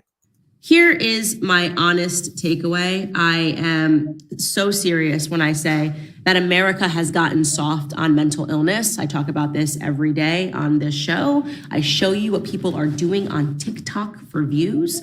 I show you what individuals are pretending to be, what they are saying. I mean, it's anything for attention. And rather than us saying that we need to address this seriously, you have politicians and the media that are telling you that you need to feel more and more compassion for these people. Well, what I'm going to do is I'm going to feel less and less compassion for these individuals. I feel no compassion whatsoever for Jordan Neely. Let's make that clear. And some of you guys are watching this and you're going to say, well, of course, Candace. Okay. You hear that? She says she feels no compassion whatsoever for Jordan Neely. None. And this is the person who claims that she cares about the emasculation of black men and the black family, and that she's really pro-black. She's just been this misunderstood person because the media takes small little clippets and they use it out of context for all of these years. All of the things she's ever said has been used out of context. So going back to my tweet, which got so big. Let me show you. I'm going to show you how big that tweet has gotten. It got so big, it caught the attention of this person right here, whose name is Mario. What's his name? Mario Nalfall. He has 1 million followers. Okay, and you can clearly tell this is live. I'm going up and down and up and down. You can clearly tell this is not a screenshot. This is not edited. He followed me. Due to my tweet and him checking my profile out, he did follow me. Not only did he do that, he sent me, and I'm not going to show you, I kind of blocked it off. He sent me some DMs because he had a big space about it and invited me to speak in his space. He had a space and it had 222,000 listeners about Candice Owens. And he invited me to speak. I don't really like go around showing DMs and all that stuff. So that's why I got it blocked off. But I just verified the fact that you can clearly tell this is not fake. This is not fake whatsoever. He is following me with 1.3 million followers. Okay. 166 subscriptions. All right. Because people want to make it seem like, Afro, you're not no big guy and nobody knows who you are. Nobody knows who you are. Now, he makes a lot. His thing is about he has a big profile, and his thing is about essentially just making spaces on every single like big major topic. And because of the Candace Owens thing, it was. But regardless of the fact that he did invite me to speak in his space. So and I'm only saying this to say, folks want to act all the time like, Afro, nobody knows who you are, man. You're not that big of a guy, man. Nobody knows who you. People call me all that stuff. I'm a wannabe. I'm not big. Nobody knows who I am. Okay, all right. I don't have to say it. I can just show it. I don't have to say anything. When people say, Afro, you're small, nobody knows who you are. I don't have to. You don't see me going around raging out and saying nothing about it. I can show you. I can show you. All right, better than I can tell you. But going back to this tweet, the tweet that, people with millions of followers, they reached out to me for because it was just so profound. The tweet, it says, don't forget there hasn't been a single black killing that Candice Owens hasn't tried to justify. George Floyd, he made a whole documentary. I don't even have to show you clips on that. She made a whole documentary on that. Breonna Taylor, I just showed you that. Jordan Neely, I just showed you that. Ahmaud Arbery, I didn't even put there in there, but I showed you that too. So I'm not going to give her any grace or excuse her years of treachery because she made a couple of good points. And man, there were some people out there who were sitting up there caping, and look at this. Look at this. People out there sitting up there caping for her. Okay. So she hasn't justified their deaths. She brought facts of the case to light. So BP won't be black people, which she means black people won't be emotionally led to support narratives conjured by politics that lead us to vote against our interests for people that create policies and legislation when we aren't being sensationalized. No, that's not what she did.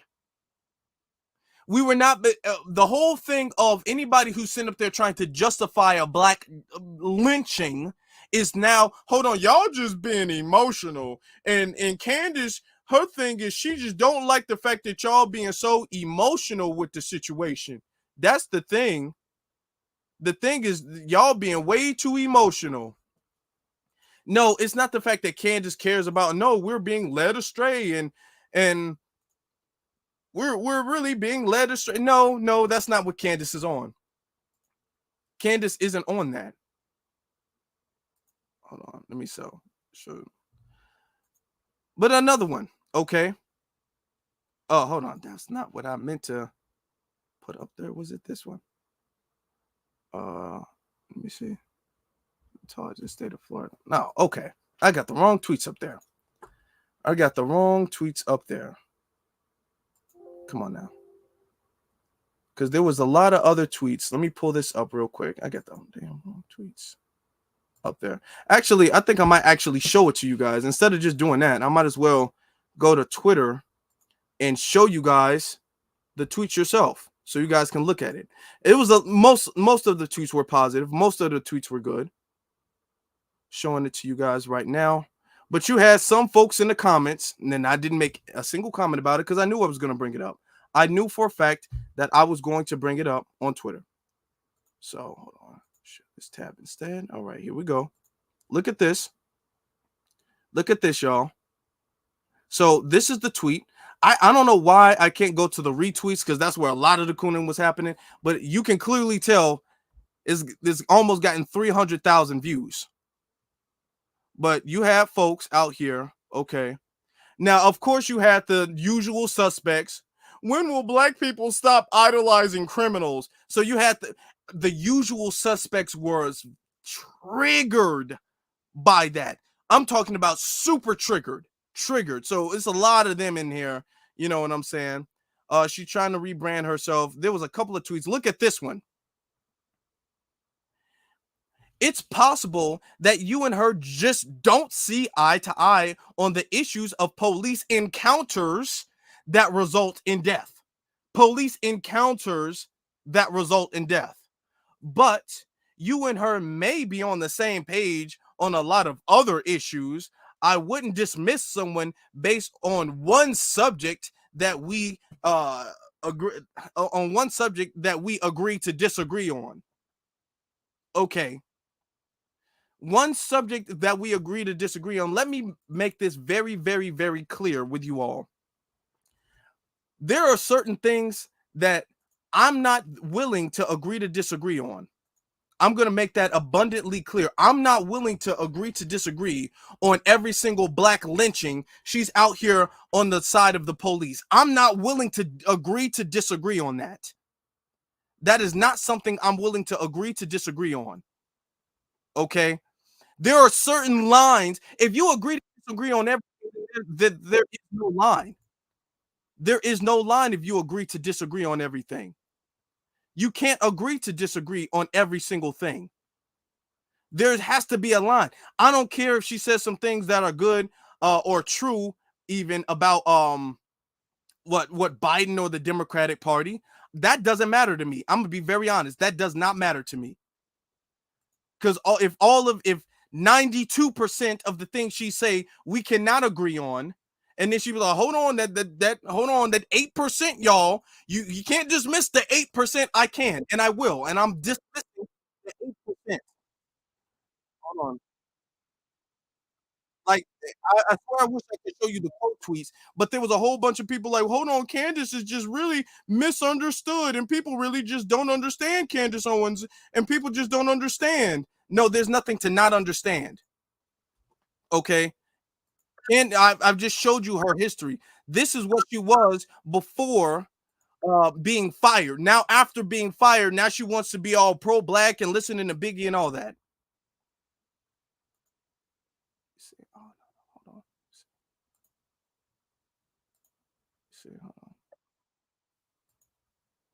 Okay. So that's what she wants to do. But you know what, y'all? I want to hear what you guys have to say. We're not going to be on all night long because we're already, an hour and 40 minutes in. So I want to hear what you guys have to say about the situation at hand. So let me get this off the screen.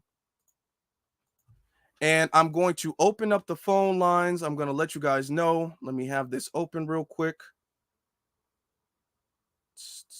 Okay.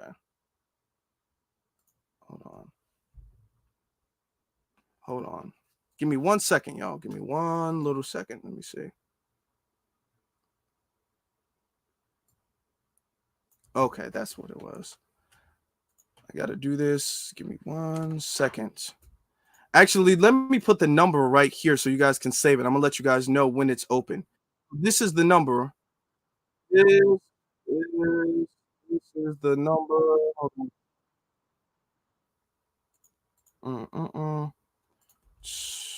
Hold on for 1 second.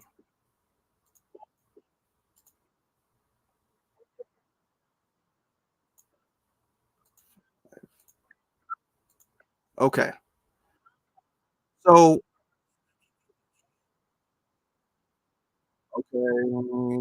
okay. So I got it now. So now you guys can call in. You guys call in. I want to know what you guys think about the situation. Why am I doing that? I'm pressing the wrong thing. My bad, y'all. I'm all over the place. I apologize for that. I'm all over the place. So you guys can call in and let me know what you guys think. Because let me look at the poll and let me see the results of the poll. 96% say no. Why is it 96? Why is it not 100? Gonna give you guys a pass to say maybe you guys pressed yes on accident by mistake. Possibly. We have a caller. Let me see. Caller, you are on live with us. Can you hear us? What's your name? Where are you calling from? Good evening, Afro. This is Miss Neely. How are you? Miss Neely, I'm good. How are you? Good. You probably don't recognize me by saying Miss Neely. You know me as Denise Neely. Oh, Denise, Sister Denise. Your birthday is this week, isn't it? Yes, Friday. Oh, Friday. Okay, well, happy birthday to you. Thank you. I'm gonna make this brief statement. Okay. Candice Owens is the devil. There is no redeeming her. She has gleefully chosen her path to her own destruction. I feel nothing. Exactly. She got it coming. Exactly. And it's long overdue. You're absolutely correct. It is. Shout out to Torian for that. I feel nothing either. I feel nothing. Thank you very much. You're welcome. You're welcome. Bye-bye. All right, bye. Happy birthday to our sister Denise, which is Friday. It's Friday coming up. All right. We got another one. Caller, you are on live. What's your name and where are you calling from? Oh, this is the New Reconstruction podcast. I'm out here in Philly. Okay. New Reconstruction, how are you? What's going on? I'm good, bro. I was just checking out your stream, and I guess I probably wasn't listening long enough, but I'm trying to really get a clear understanding of what the main issue of contention, main point of contention is with you and Candace Owens. Okay. What point did you call? I mean, what point did you join? Well, let me ask you this, because maybe we could just start here. Do you believe that father absenteeism is one of the top 5 issues facing Black America? Would I say it's one of the top 5? No, not today. No, I wouldn't. Because so you would rank. Go ahead. First off, all of that. You can talk about father absentee. You can talk about welfare. You can talk about all of that. All of that is a result of white supremacy. So when we say white supremacy, that encompasses everything, all of the umbrella things and the layers under that when you say it's white supremacy. So my biggest thing is white supremacy. That is the thing that is keeping the Black community back. The system of white supremacy. Well, you know, Candace Owens actually agrees that white supremacy exists. No, So yes, she she agrees. Okay, she agrees that white supremacy exists. However, she says white supremacy is not our issue. White supremacy is not our issue. Okay, white supremacy is a very rare occurrence. She said that multiple times.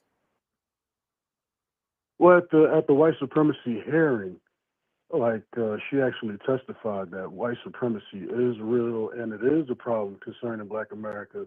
No, but it's just not on okay. her top Let's pull 10. this hearing up. Let's pull this hearing up since you want to say she said it in the hearing, which I'm telling you what she said and how she said it. And then look at all the other things she has to say. Let's look at exactly, because I don't want to misquote her. Because if you're feeling like I'm misquoting her, let me show you exactly what she had to say about the situation. Okay. Oh, I can't pull it up and pull this thing up. Damn, I wish I had it. Both. Let me see if I have. Yeah, I mean, I'm okay. I can't. I have to pull it up, and I don't want to do that. So okay. Let me ask you. So you saying that her justifying the deaths of every single Black person who was killed by police and white supremacists is justified? Every single last one. I haven't actually seen her do that. Okay. Yeah, I mean, I haven't actually seen her do with that. Jordan Neely and Ahmaud Arbery. Hold on, am I muted? No, you're not. All right, my fault. Yeah, I mean, I haven't really seen her do that. I mean, with the George Floyd thing, she kind of just said, she doesn't think George Floyd is a hero, but nobody said George Floyd was a hero. Though. Nobody ever made the argument that George Floyd was a hero. I mean, I don't want to argue semantics, but they did build a statue for George Floyd. So okay, I think she just was under the impression that people were idolizing George Floyd. Okay, but during his life, people didn't really care too much about George Floyd. Okay, that doesn't justify him being strangled in the street for 9 minutes, sir. Because he was not a super popular person. This is what she's justifying George Floyd being strangled in the street and the police officer not being punished for that. That's her stance. Not that George Floyd was not a hero or that we shouldn't idolize George Floyd. She made a whole documentary saying that George Floyd actually was not murdered by the police, Derek Chauvin. He died from fentanyl, which is a lie confirmed by doctors. So she is trying to give the killer a pass, the same way she did with Breonna Taylor, the same way she did with Ahmaud Arbery, the same way she did with Jordan Neely. In all of those incidents, she sides with the killer and gives them a pass. And I just showed you the difference in self-defense with Breonna Taylor, because she doesn't call it self-defense that Kenneth Walker shot first. That's not self-defense. With Ahmaud Arbery, him attacking the McMichaels, quote unquote, that's not self-defense. But Daniel Penny jumping on Jordan Neely's back is self-defense. Yeah, I mean, I don't agree with her on any of those things. But I'm just wondering, is that the only little things? Though. Those are major things. What is it? But they all kind of in the same category. So is it that you just disagree with her on this one particular thing? And it's not one particular thing. I've shown you. Okay, it's not one thing. When you say Black people are the most murderous people in the country, when you're out here saying that slavery didn't build America and we don't deserve reparations, when you're out here being a notorious anti-Black bigot, and now when you get fired, now you want to act like you want to come back to the community. No, she does not deserve redemption. We have to. Where does the line? Let me ask you. Where does the line get drawn? Where is it a point where someone can't be redeemed? Because there's a thing with Candice Owens very specifically that everyone wants to give a pass for. Everybody wants to give a pass to Candice Owens for whatever. No other Black conservative gets as much grace and leeway as Candice Owens does. None of them. Because if you give Candice Owens a pass for saying something that's correct, you have to give every other Black conservative a pass too. And if you do that, then you have to be fair on the other side, and you have to give every Democrat a pass too. Name somebody who has not said a couple of things that were correct. Every single human being has once or twice said a couple of correct statements. But if you want to use the standard of, well, she says a couple things that's correct. Okay, well, Brandon Tatum says a couple things that's correct. You can say Ben Shapiro has said a couple things that's correct. Then you have to go back and say, well, the Democrats, Biden has said some things that is correct. Obama has said some things that is correct. Roland Martin, what about some things that's correct. You have to keep that same standard with everybody. But people want to grade Candice Owens on a curve for whatever reason. So why is that? Well, I mean, people say things like Tariq Nasheed said, single black mothers don't deserve reparations. Okay. First off, he said also, it in this isn't Umar about Johnson Tariq. said, that was like a decade old, and it was a joke. That was a joke. He said it. Well, I mean, he said it. I mean, it's a a joke. I joke. never heard him apologize. Person up here justifying black people dying by police is not a joke. Him making a joke, well, he also can clearly tell he does not have that stance today, is not the same as her saying a black person being killed, I'm siding with the killer. Well, Tariq Nasheed, don't he support AB 3121? And that's for people of color. What the hell is AB? Sir, we got other callers. I'm not gonna, you can call back. I mean, AB 3121. What is AB? If you want reparations, what is AB 3121? I mean, you can't. Well, that's reparations for people of color, and Tariq Nasheed supports that. AB. It says it in the AB 3121. That's not what that is. Yeah, that's not. You mean like the HR 40 thing and the study? No. No. And this, and why are you bringing up Tariq? This isn't about Tariq. This is not about. No, you brought up reparations. So I figure I'll bring up the point that it's a person named Tariq Nasheed who supports a reparations, quote unquote, reparations bill. I've never. Okay. Clearly for people of color. So what about it? What about it? At least Tariq does support reparations. I've never heard him say that. And I know for a fact. I mean, AB 3121. We could pull it up, bro. I know AB 3121. Okay. I'm just saying that's reparations. What does that have to do with Candace? I was just going through what does that have to do with Candace? I was just going through the different points. What does that have to do with Candace? You said stop it. What does that have to do with Candace justifying black people being lynched by police? What does that have to do with that? Well, you brought up reparations, so we could go back to the black people being lynched by police.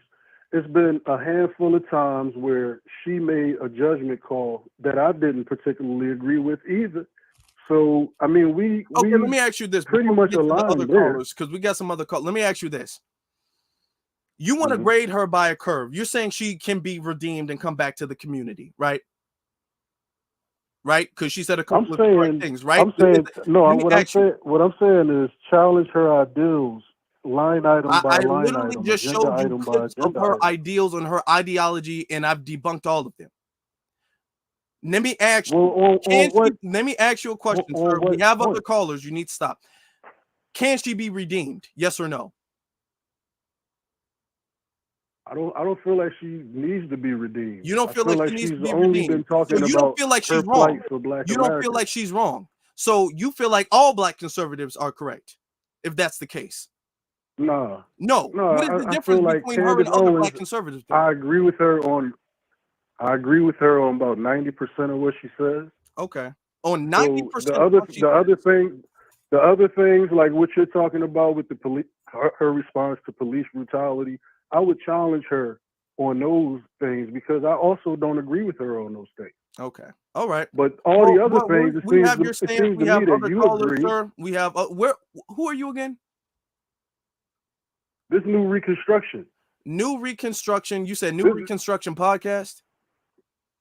Yeah, and I'm Reconstruction I'm a capitalist. That's your stance on Candice Owens. That's how we built Black Wall Street with capitalism. Okay. And that ain't got nothing to do with Candice. That's how we did that. That's got nothing to do with group economics. Because Candice and minimizing why government. did Black Wall Street fall? We minimize government. Why did Black Wall Street fall, sir? Oh, because of them white folks came and burned it down. White supremacy during the Redemption era. Of white supremacy. That's why. Right, and you and me and Candace Owens all agree that white supremacy is real. I agree. It is the problem of Black America. She does not. But It's worth the discussion. Oh, okay. All right. We got other callers. You have a. That's it. I mean, if you believe all those things stem from white supremacy, I also actually agree with you on that. All right. But that doesn't mean the conversation, Sure, we have agenda other item by agenda item, all right. is not worth the I told him discussion. we have other callers, and he won't stop. So, next caller. Caller, you are on live. What is your name and where you're calling from? Caller from. Hello? Am I on? It's you. It's area code 442. You're on live. We can hear you. Hello, am I on? Yes. Yep. You're on. Oh, man. Oh, that guy right there. I mean, breathe, brother, breathe. He ain't breathing.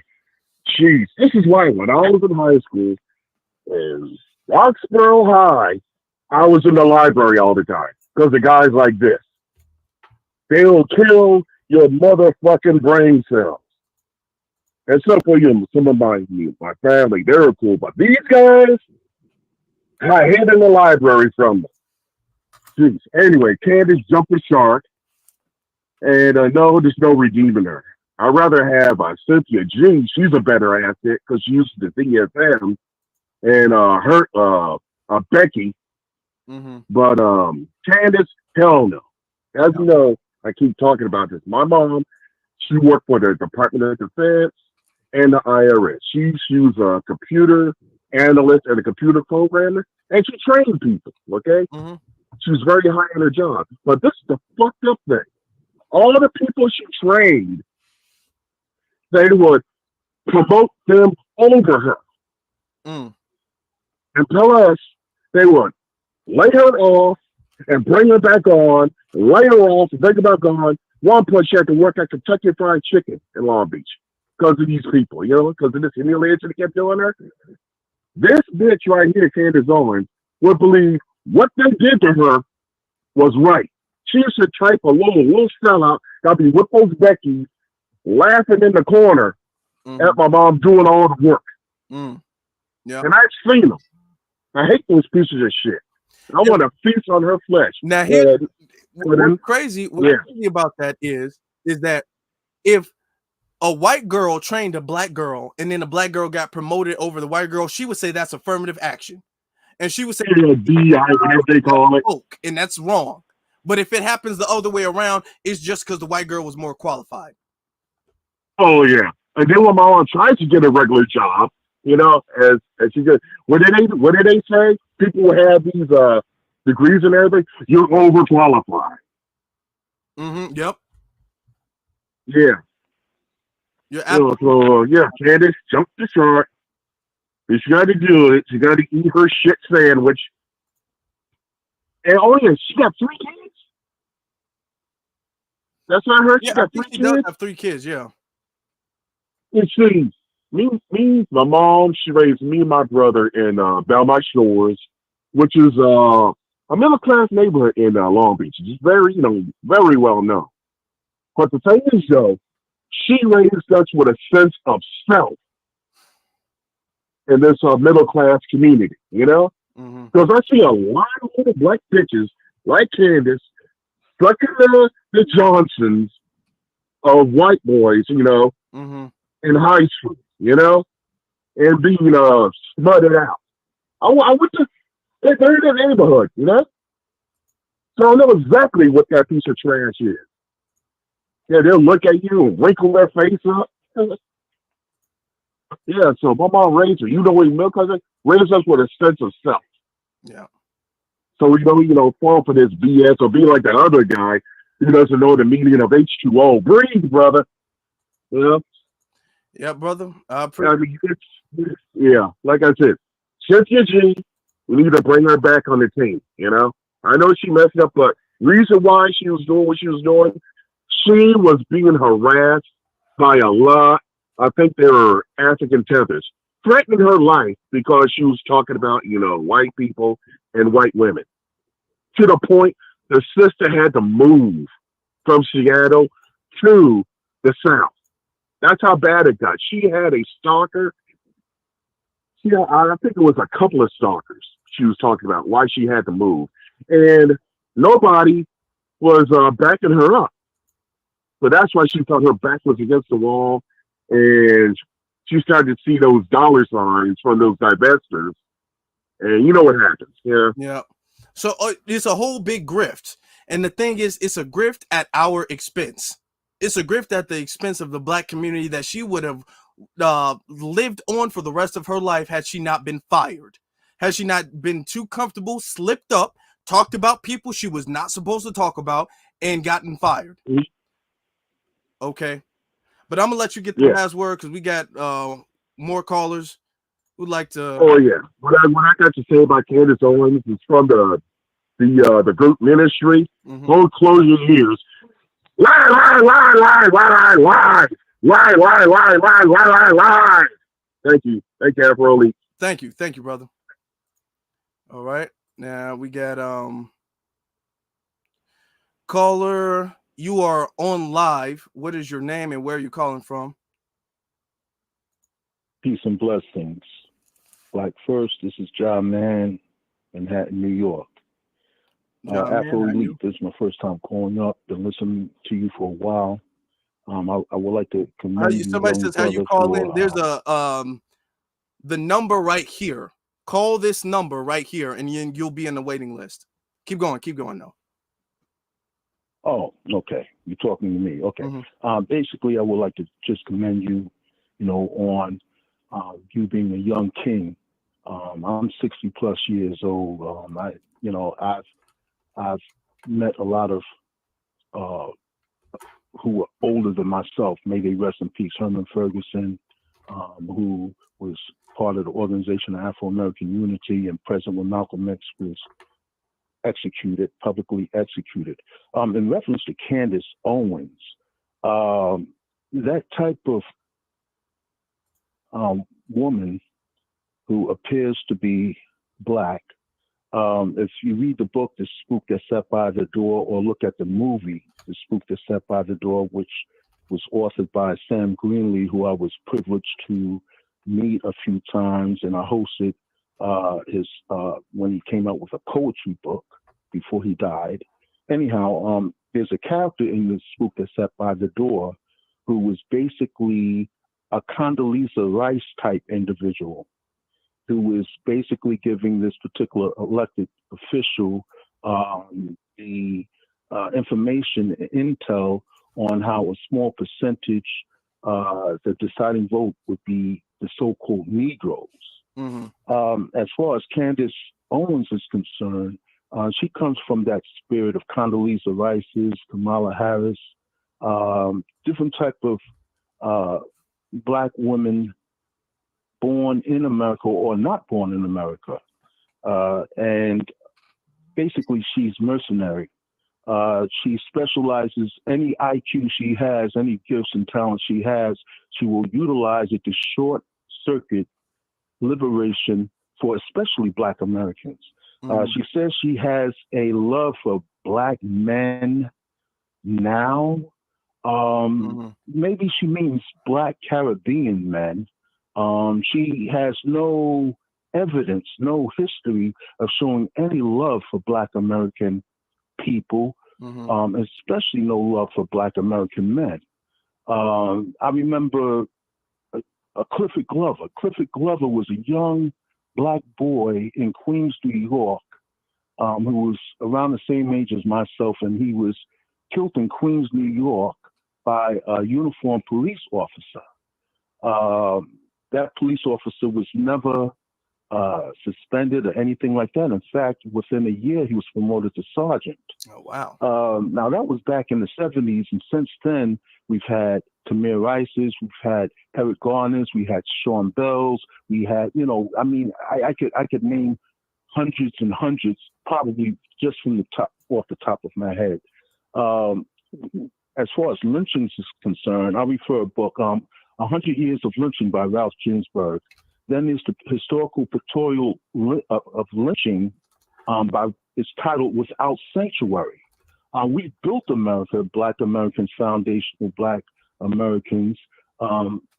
with whatever amount of indigenous blood that's in our veins. We've been here at least 200, 300 years, blood and soil. And it's amazing that in the 21st century, so many brothers and sisters my age and younger and any other who say that they have high IQs cannot comprehend on what the contributions and the genius and the perseverance that we have demonstrated while being gang-banged by every mercenary type, like a Candace Owens, like maybe a Oprah Winfrey. She's been highly successful in her mercenary attack. Brother, you got a lot of other calls. Yeah, I know. I'm long-winded. I think I gave you much more than you might have bargained for, but I commend you on being a young king, representing the way that you do, and just dismiss all the negative comments and saboteurs that may call up in the future. Thank you, brother. I appreciate you. Thank you. Peace after liberation. Peace, brother. Okay, we have our caller from what's your name? Where are you calling from? I don't necessarily want to say the area code unless I have to. Passion Black One. Passion Black from North Carolina. From North Carolina. How are you? I'm good. How are you? I'm good. Thank you for calling. What do you have to say about the subject? Thank you for letting me call. We have to really start kicking people out like Candice Owens and not. She's just like Stacey Dash. She ain't never getting back in. I don't even think she was ever in. And like the caller had said a few calls before, how George Floyd wasn't liked in the community. You could say that about Dr. Martin Luther King when he was alive. Yeah. They didn't like him either. So what was he trying to say with that point? Yeah, trying to give Candace a pass because he wasn't a hero. I'm like, no, this isn't about him not being a hero.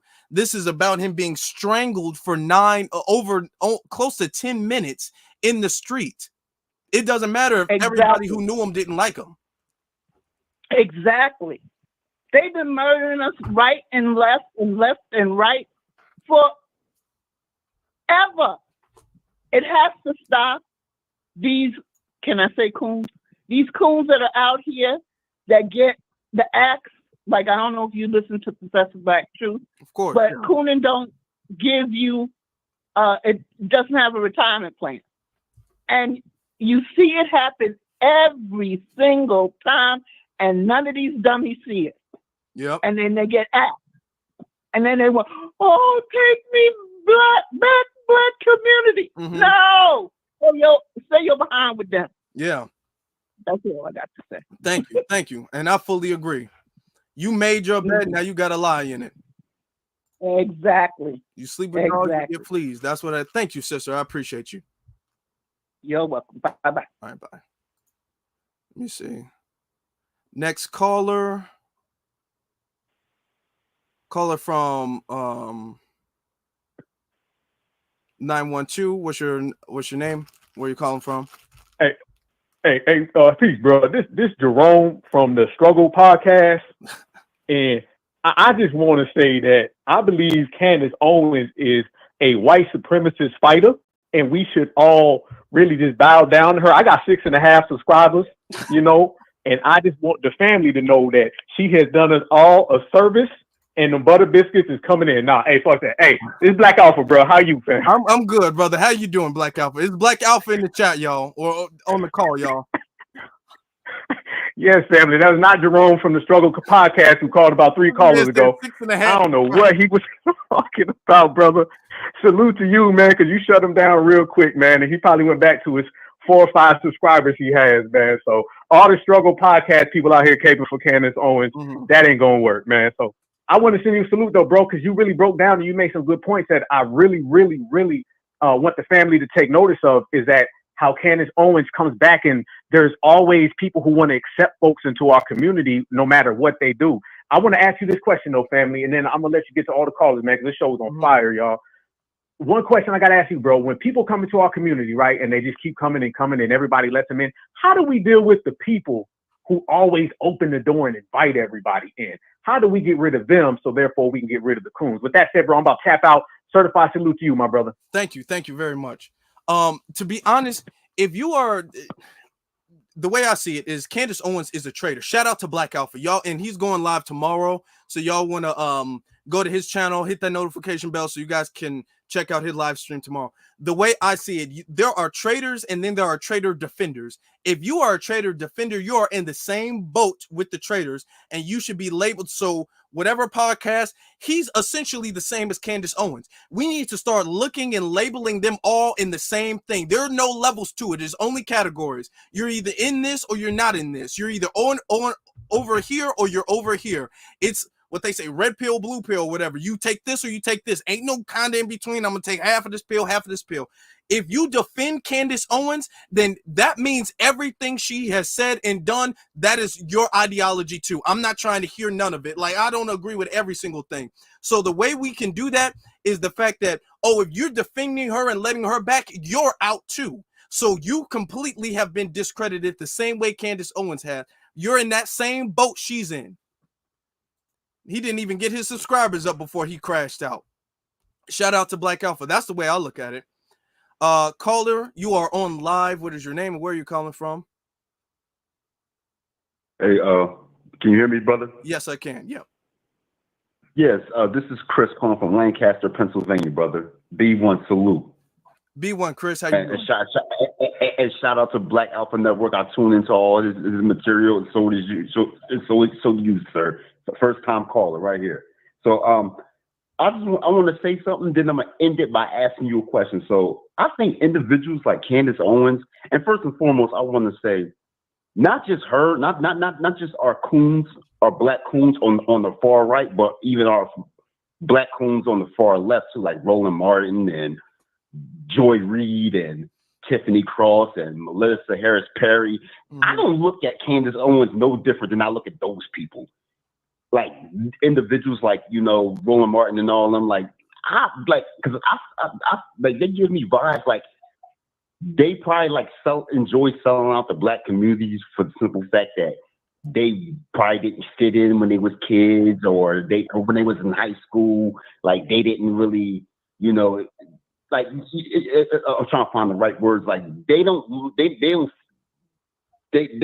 come across as like they're really for our best interest, like in terms of economic development. Like they're not really for anything like, you know, in terms of like reparations, us getting a hate crime bill, closing the racial wealth gap, and, you know, us defending the system of, you know, WS.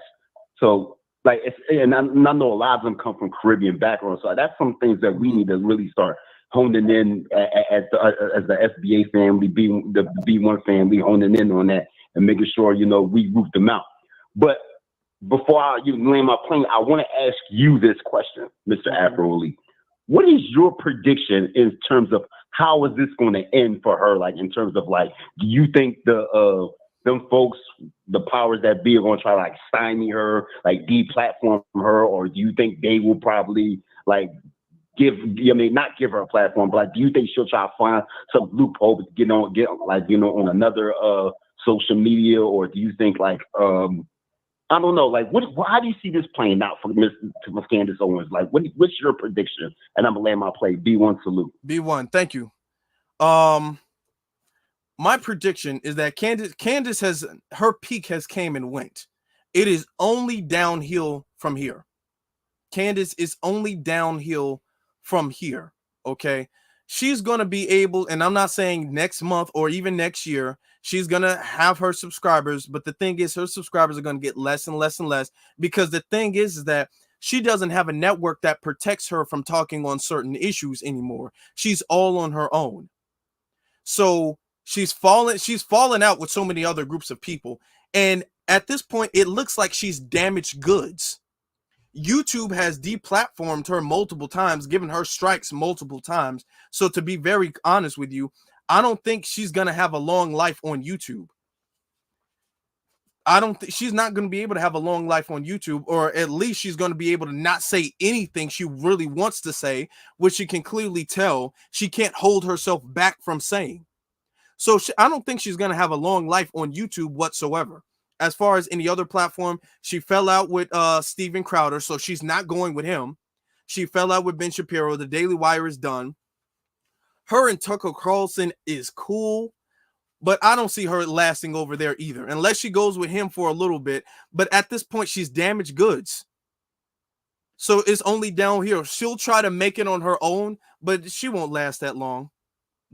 She won't last that long. She can't last by herself on YouTube because she's already been deplatformed too many times by YouTube. YouTube don't like her, and she doesn't have a network to back her up. So it's only downhill from here. I give it a few years and she won't even be relevant like that anymore. If it takes that. Caller from doesn't have a network to back her up. So caller from Hello. Yeah, you're on live. Hello, this is Joseph. Hey Joseph, I hear myself in the background, so I think you got me on a speaker or something. Oh. This is Joseph. Hey Joseph. I got a question. Where I got a question when I ask you calling from? Chicago. Chicago, okay. I heard what you said about Candace. Yeah, you were right. She lost everything now. She's gonna lose everything now because everything I'm hearing from you, it's something I don't get it. What she was saying. I mean, first of all, she was talking about we being brainwashed and the government. That I don't know, something about the vaccines and all this stuff. And then she started talking down about black people and all this stuff. Like, what is she talking about? And every time she go run her mouth, she gets to more deep in trouble. Like, oh, come on. Yeah. It's like, what is she doing? Yeah, and to finish answering the question, how I know she's probably not going to reach out and be a part of Tucker Carlson's network is because she's trying to ease her way back in the community. That's why she's going on the Breakfast Club. That's why she's going on Joe Budden's podcast. She's trying to ease her way back in the black community so she can seem like I'm not a racist. I'm just kind of a right-leaning conservative Christian. She's trying to make it on her own. That's what the rebrand is for.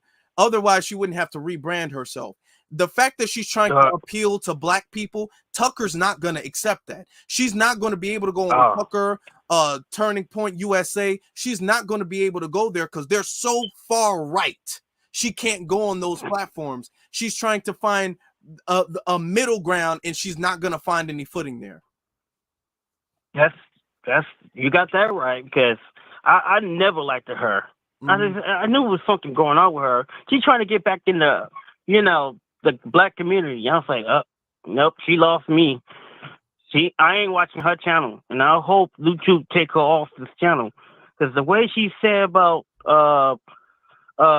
what's that guy's name? I know George Floyd.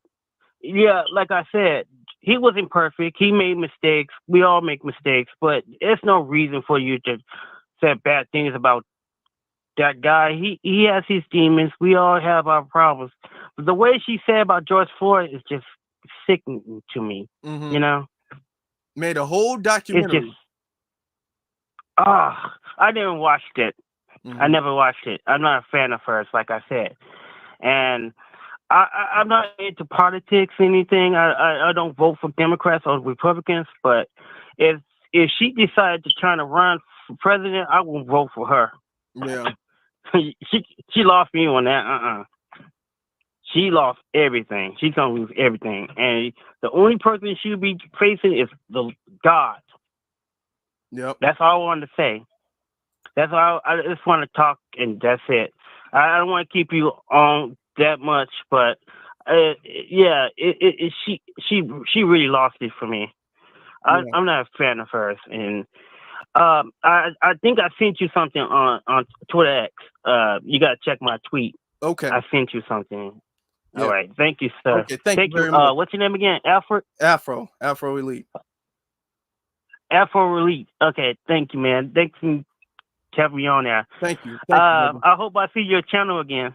I hope so too. I hope you subscribe. I hope so too. I did. Thank you. Thank you. All right. You're welcome. I appreciate the call. I appreciate the cash apps too. Thank you so very much for the cash apps. I appreciate you all.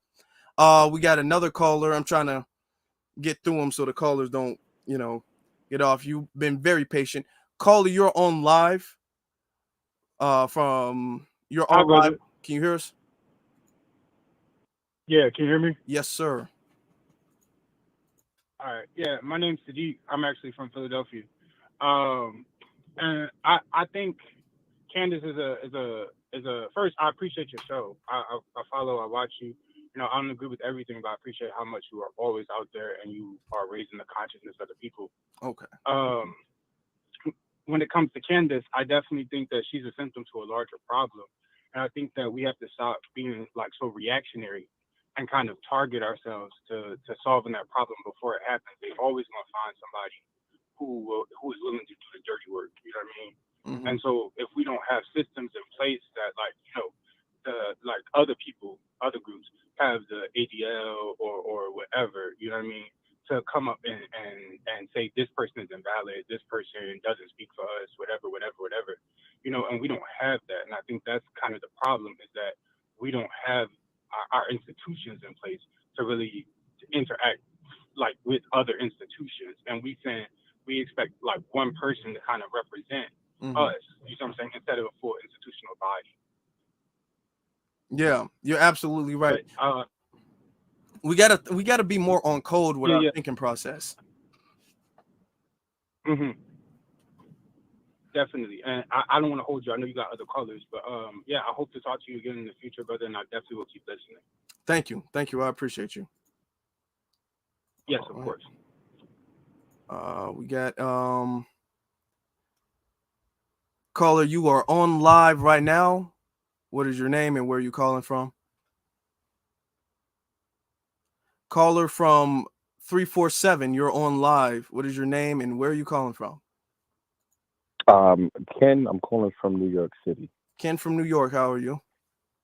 Hey, how you doing, Afro? How you doing, brother? I'm good, brother. Hope everything.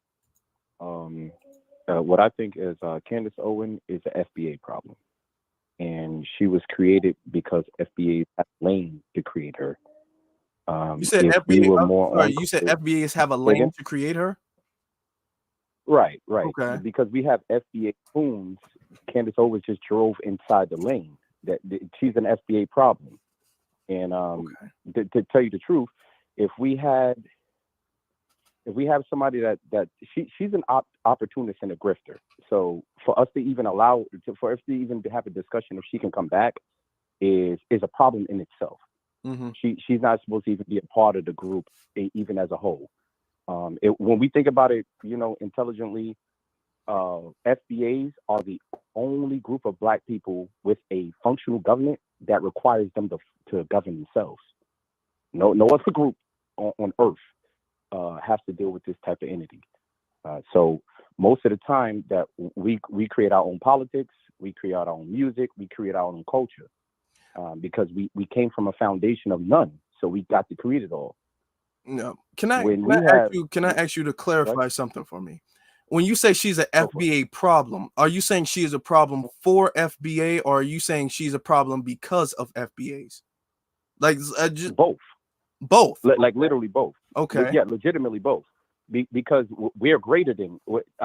I'm not. This is not to downplay the rest of the diaspora, but they're looking for us to make these lanes for them. We don't go to their places, and we don't get comfortable. We don't. There's no red carpet treatment for how everybody comes to our home, and they let loose. They even come and tell us how we're supposed to conduct ourselves. So when it comes to the case of Candice Owens, we can already see her coming a mile off. Now, there's too many of us on the in-house that has a home ready for her to move into. Okay. It's just that. I'm just agreeing to your standpoint of being on code. Okay. You said it. Let's clarify, because for you saying that she is our problem, you're saying what you're saying. Even let me just be clear that collectively she's a result of our actions.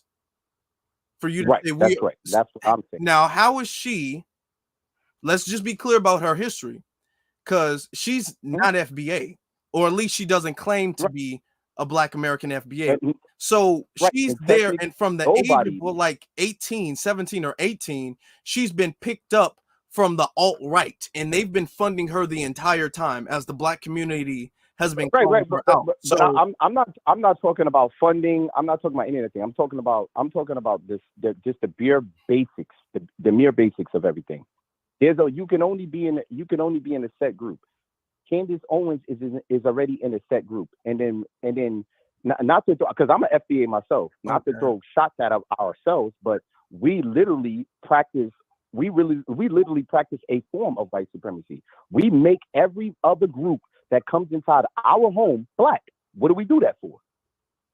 We go, oh, they Black, they Black, they this, they Black, they Black, they Black, they Black. Only us refers to Black. Everybody else comes in, they're a Haitian American, they're a St. Vincent American, they're a Belizean American, but we're Black. We're not supposed to extend Black out to everybody. Okay, here's the thing. We don't extend. I disagree that we extend Black to everybody. We extend Black to other Black people. I mean, they're different. No, they're African people. They're not Black. No, our lineage is brother. Our Black is a race, and these race exists outside. Black is not a race. African is a race. Black is an ethnicity. Africa is a continent.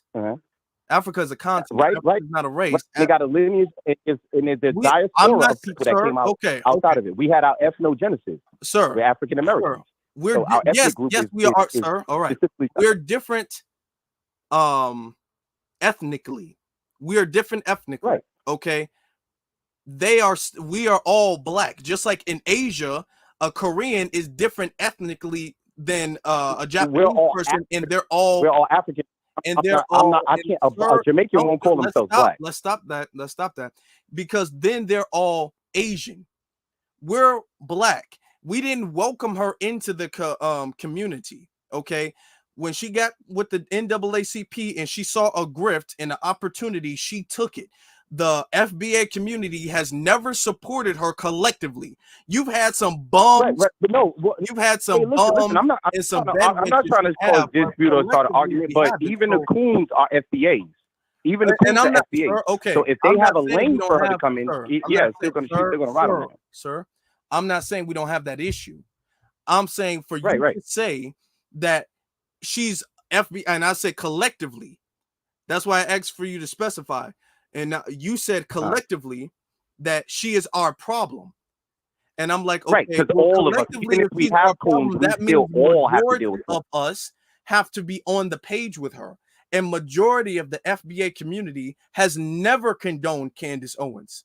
Has never once. I agree with you. I totally understand that. We're in agreement. Majority of the Black community in America don't condone Candice Owens. She has only been funded and supported and upheld to high esteem by the very far right community. That's really the only thing she's been held up by. So with that being said, you can't blame, you can't put her existence on us. Candice Owens is our age. There's way more of FBAs that actually are FBAs that has the same talking point as Candice. First off, majority, no, she's so far right. Majority of FBAs do not have the same talk. A couple of things might intersect where we agree, but majority of FBA is not like Candice Owens. She's not FBAs. I'm talking about the far right and has far right beliefs on every single issue. So majority of FBA clearly, if majority of FBA, or even if a large portion of FBA, she would not be in this problem. Clearly, there's but that's not what small amount of FBA I'm talking who about agree with how her. Candice Owens actually exists. I'm not talking about us. I'm not talking about our standpoint. I'm talking about how that woman actually exists. She would not actually be able to exist if we didn't have a subsection of us that had created that lane for her to drive on. Okay. That's what Okay, I'm not talking about us that's fighting against that nonsense. I'm talking about if we're gonna look at it, objectively, she would still be our problem because her whole platform was to correct us. Why do we need somebody from outside of our country that's not our lineage to come inside here, enjoy, and pull a seat up to our table, and then tell us how we need to be better? And I agree with you. Never allowed that at all. I agree with you on that, but that's not something that you're making it seem like that's something that we permitted. And the ones who made a lane for her, it's not like a lane was made in the community. We did. We didn't make that. No. Because she didn't. Hold on. She didn't come up in the community. She's been always disconnected from the FBA community. So she did not come up in the black community. That's 100%. Okay. She came up and she saw opportunity to grift and get a bag by being a massa lover, and she took it. That you can't say that we bigged her profile up and then she flipped. She didn't come up with us. She's not connected to us. I'm not saying the mass majority of us. I'm not saying the mass majority. But, okay, so if it's only a small margin of people who agree slightly with her, if there's only a small margin of people who agree slightly with her, then you can't put that on the feet of the FBA community, though. Vocal. These people are very vocal. These people have the attention of everybody of the nation. So when it so that we're working along the grassroots. What I'm saying is exactly how it is. In that atmosphere, in that political field, she does have a big voice. We all can agree to that. She has a big voice, and there's a lot of FBAs that created that lane for him. You just mentioned like Roland Martin. You just mentioned. It's not a lot. Okay, define a lot. How would you what percentage would you frame as a lot? For black conservatives? No. You said a lot of FBAs, not black conservatives, a lot of FBAs who made a lane for her. Right. So let's define, let's do two things. Let's define what the word a lot is and then how they made a lane for her. So John Edwards, he's a conservative. But no, let me ask, how would you define a lot? What percentage would you give the whole FBA community? Because you're saying it's not. No, I'm not 100%. What is a lot? Elite. I'm not, because if I already agree with you, I can't just disagree with you and create another talking point. I'm saying that when I'm saying that a lot in that field over there in the politics, Candice Owens has a lot of the grassroots will not get mainstream media. You should be on mainstream media giving the truth. That's what I'm saying. And over there where she's at, she got a huge following and a huge saying. That's what I'm saying. I'm not saying that the mass majority. Her following is not of black people, though. You can go through her Twitter. Now, you can't check this out on YouTube, but you can go through her Twitter and see who's following her and see the people she's following. Those are white folk. She's gotten her platform from white folk. So you're making the argument that her platform was given to her or maintained and upheld by the FBA community. And I'm saying no, that's not what I said. That's not what I said at all. Okay. I said that FBA's created that lane for her to be on. Okay. I didn't say that. For you to say we created that lane, there's only been a few people. Because we don't have, just like black men in this country, we don't have the power over our own image. We simply don't. So if that's the case, how did we create the lane? If we created the lane, but we don't have access to the lane and we don't have control of the lane, how did we create? I didn't say that. I'm talking about that. That's what I just used that analogy to correlate what I was talking about. I didn't say that that's what I was talking about. What I'm talking about for politics, it is completely different. Like did not FBAs vote for Obama to be president, but he's not an FBA? What? Okay, a lot of FBAs did vote for Obama. I don't see how that has to do with creating a lane. That's what I'm saying. I'm saying that if we don't get on code first, that's what I'm saying is we don't get on code first. Obama was a politician, sir. That connection doesn't add up because Obama was a politician who ran for the president. Candace did not ask for the vote of the black community at all, or the approval at all, and nor has she ever gotten it. And she's rejected it. She's talked about black culture so much. She's rejected the black community. So she doesn't have a lane. That's why she's trying to appeal to black people now, because she knows black people are not on that far right side. She knows that's all really white men on that side. So now she's trying to ease her way back to the community. So that alone tells you that there's no lane that we created for her, because she'd be able to tap back into it. We didn't create her. That's why she's trying to make this bridge between her and the community now, because there has never been one. You know what I'm saying? Well, all I'm saying is that there were coons here long before Candace Owens got here. And that's for God's. There were coons here that long before Candace Owens got here, and they were already operating in the same mannerism that she's operating in. She just followed the old blueprint, and just did the grifting. The grifting is everything. And there you can find sellouts and traitors in every single community. In every single community. But for you to put that on the collective of the community, that I wouldn't agree with that. You can't put that on the collective of the community, though. Well, if we were like 100% on code, it wouldn't happen at all. That's true. Would you agree? Okay, what could we have done? And then I have to get to some other callers. No, I'm what saying could we have done? FBAs, as FBAs, Foundational Black Americans, if we were on code and only we spoke for only we gave each other an audience, only we talked for us, Candace Owens couldn't, as a Caribbean Black, could never speak for us. That's all I'm saying. She never ever. Okay, sir. Okay. The thing is even if we had our own media source, white folks would still have their media source, and they would still use her. So us having our own media source wouldn't stop that. Well, I wasn't talking about a media source. I'm talking about just the same way. If I go to their countries, they would never let me speak for them. How could we have? If you go to their countries, majority of them are running everything. How can we, when FBA, when we don't run these media platforms like the Daily Wire and all, then Fox News, if we don't run it, how could we have stopped her from going on there? That's not my argument, or where she goes and where she gives her message.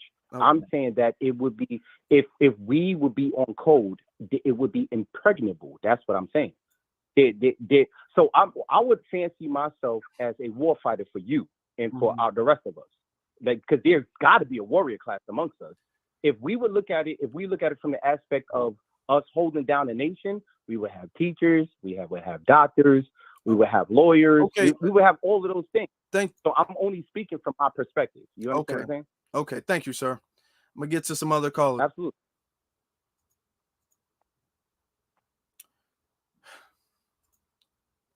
I appreciate your patience, callers. I really, really do.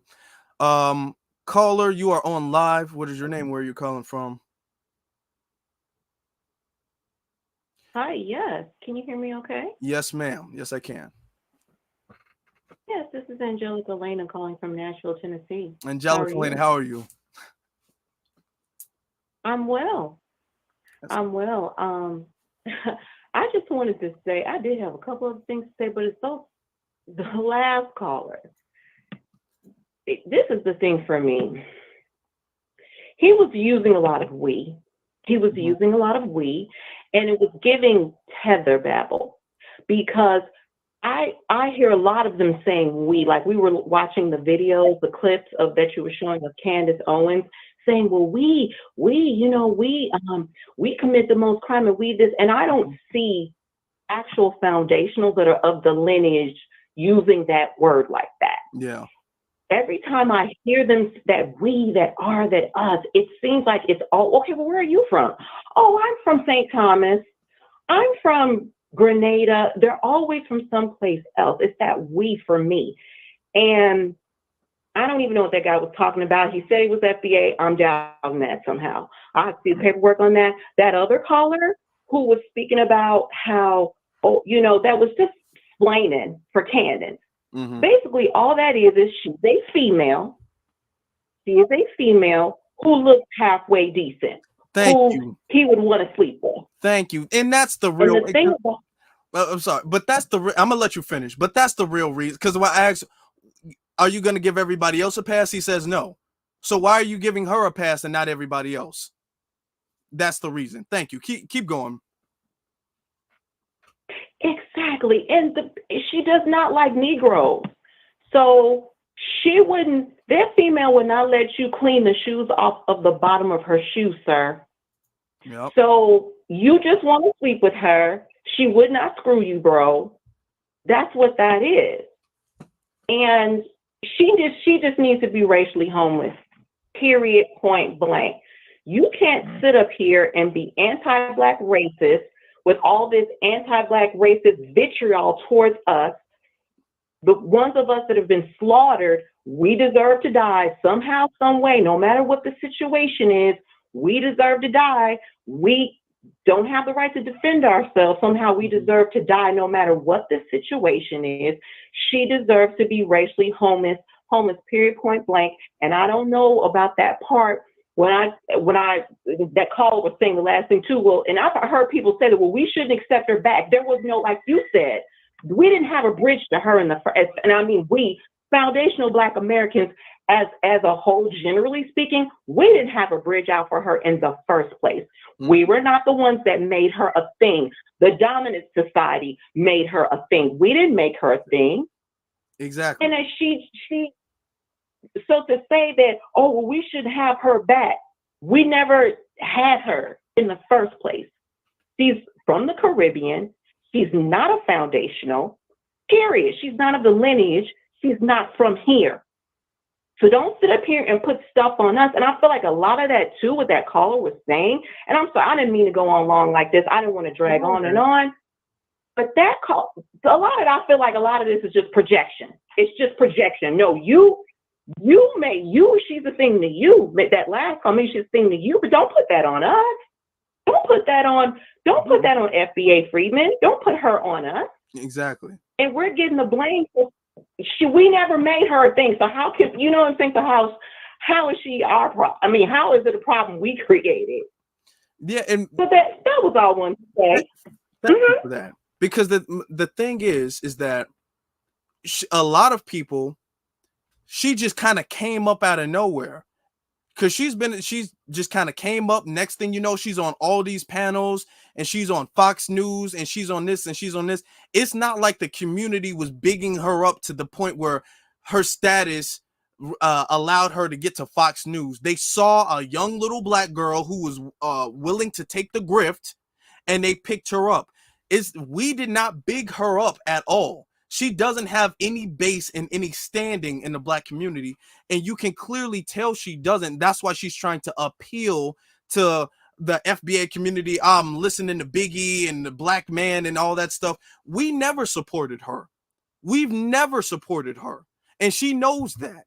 So you can't put the blame on us because there was a couple of people. She's one of the most notorious far-right extremists on the Black conservative side there is, period. There is literally not another far-right Black conservative that is bigger than Candice Owens. And that's not because of the Black community at all, period. So you can't put that on us.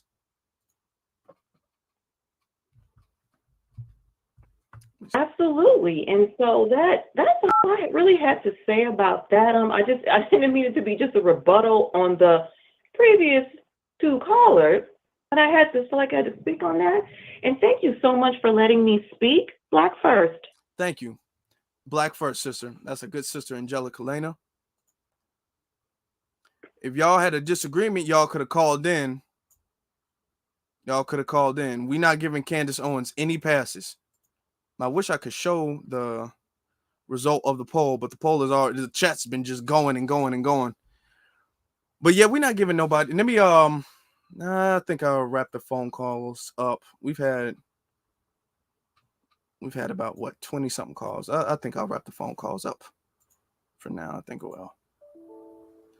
No, I'm gonna give another 5 minutes. In 5 minutes at 9:15 my time, I'm wrapping the calls up. Just in case there's somebody who wants to come and say one last thing. So in 5 minutes, I'm gonna wrap it up. Kind of want to wrap it up now, but I'm gonna give you all 5 minutes. But the thing is that Candace, I'm kind of want to wrap it up now, to be honest.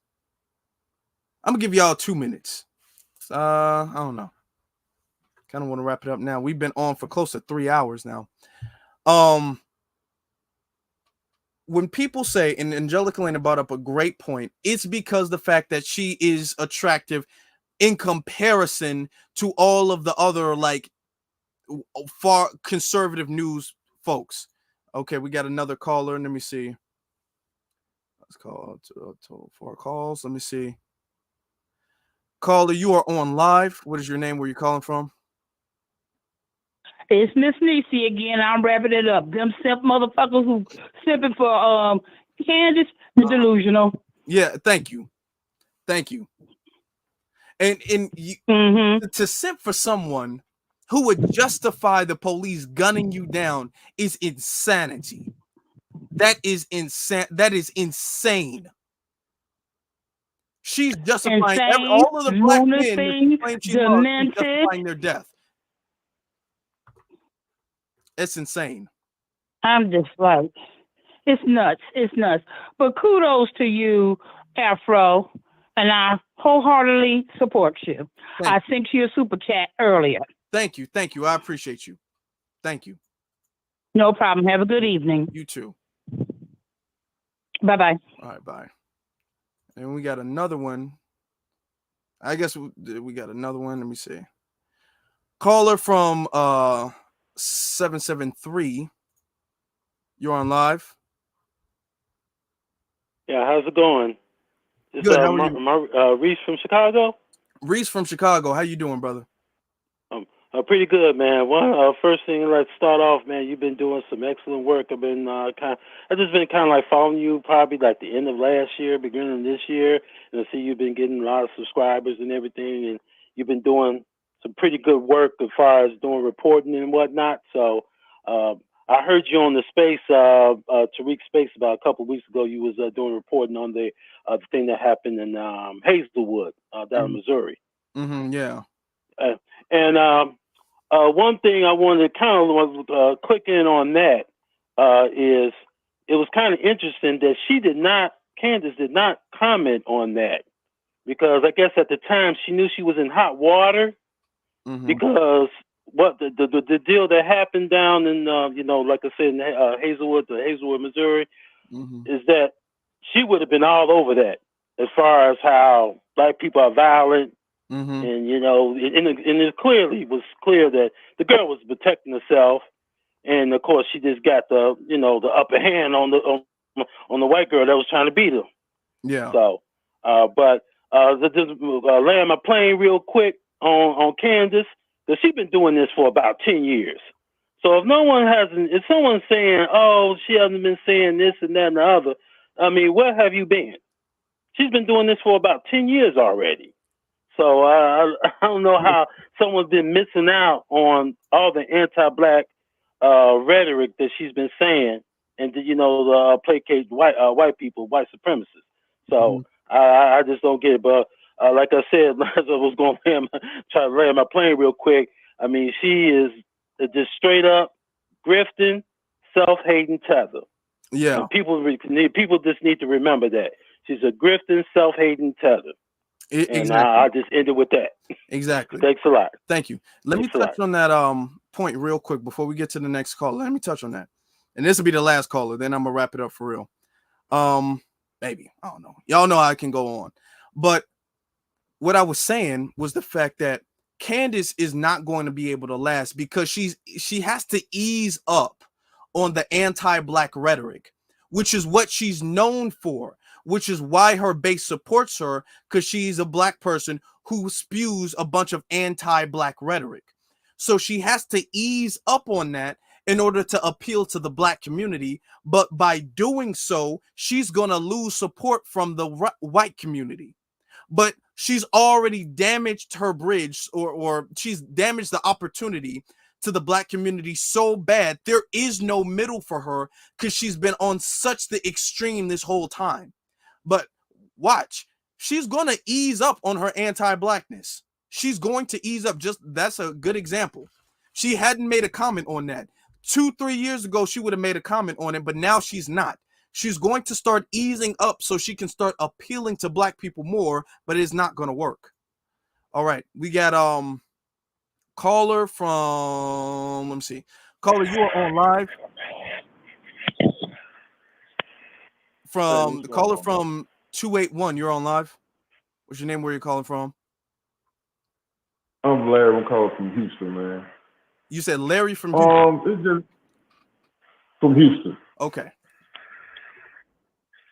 Yeah, it's kind of crazy, man. How this chick just think that talking about these people that were murdered, like they don't have family. Like George Floyd, he has aunts and daughters and stuff. You know what I'm saying? Is she gonna sit there and talk with these kids about how they family members deserve to die? I mean, it's crazy, man. Mm-hmm. These times here, bro, I don't even know, man. Because I know it's supposed to get worse before it gets better, but I don't know how much worse this can get. Yeah. I mean, it's insane. It is insane. And all of that stuff. How does she deserve? She doesn't deserve a pass. Not at all. Not at all. I don't care if she said a couple of good things here or there once or twice. I don't care. I really don't. She's not getting a pass. She never wanted the approval. Her whole career, she never wanted the approval of the black community anyway. So why is she asking for it now? We're not gonna be her backup. We're not gonna do that. Oh man, Rocket Raccoon get no love from me, man. No love. Man, I've been like this. I'm 52, man. I've been like this since I was a kid, man. That stuff is dead. I'll let hold your head down. Stuff I ain't never been with that either. Mm-hmm.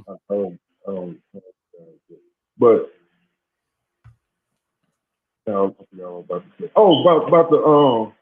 about the good things she said. Now the crazy thing about that, a lot of Republicans and Trump, MAGA, they say a whole lot of stuff that we say, but they say it for different reasons. Mm-hmm, exactly. You know what I'm saying? Just, but that's all I had to say, man. My first time calling in. Appreciate what you're doing, man. Thank you very much. That's a good brother from Houston. Got some family in Houston. Thank you very much. Y'all stay up, B1. B1. And we'll take this one more. We'll take this. I said one more caller, and then I'm on like 3 callers since then. Caller, you are on live. What's your name? Where you calling from? Hey, I'm Rick from LA. Rick from LA. Good question. I know it literally just popped up on my feed. I saw Afro Elite. You see me have a decent following, so I wanted to ask one question: if you cover anything about the Black Boule. Can you speak up a little bit? My bad. Okay. Can you hear me now? Yeah, I can hear you better now. Yeah. Does any of your content cover the Black Boule?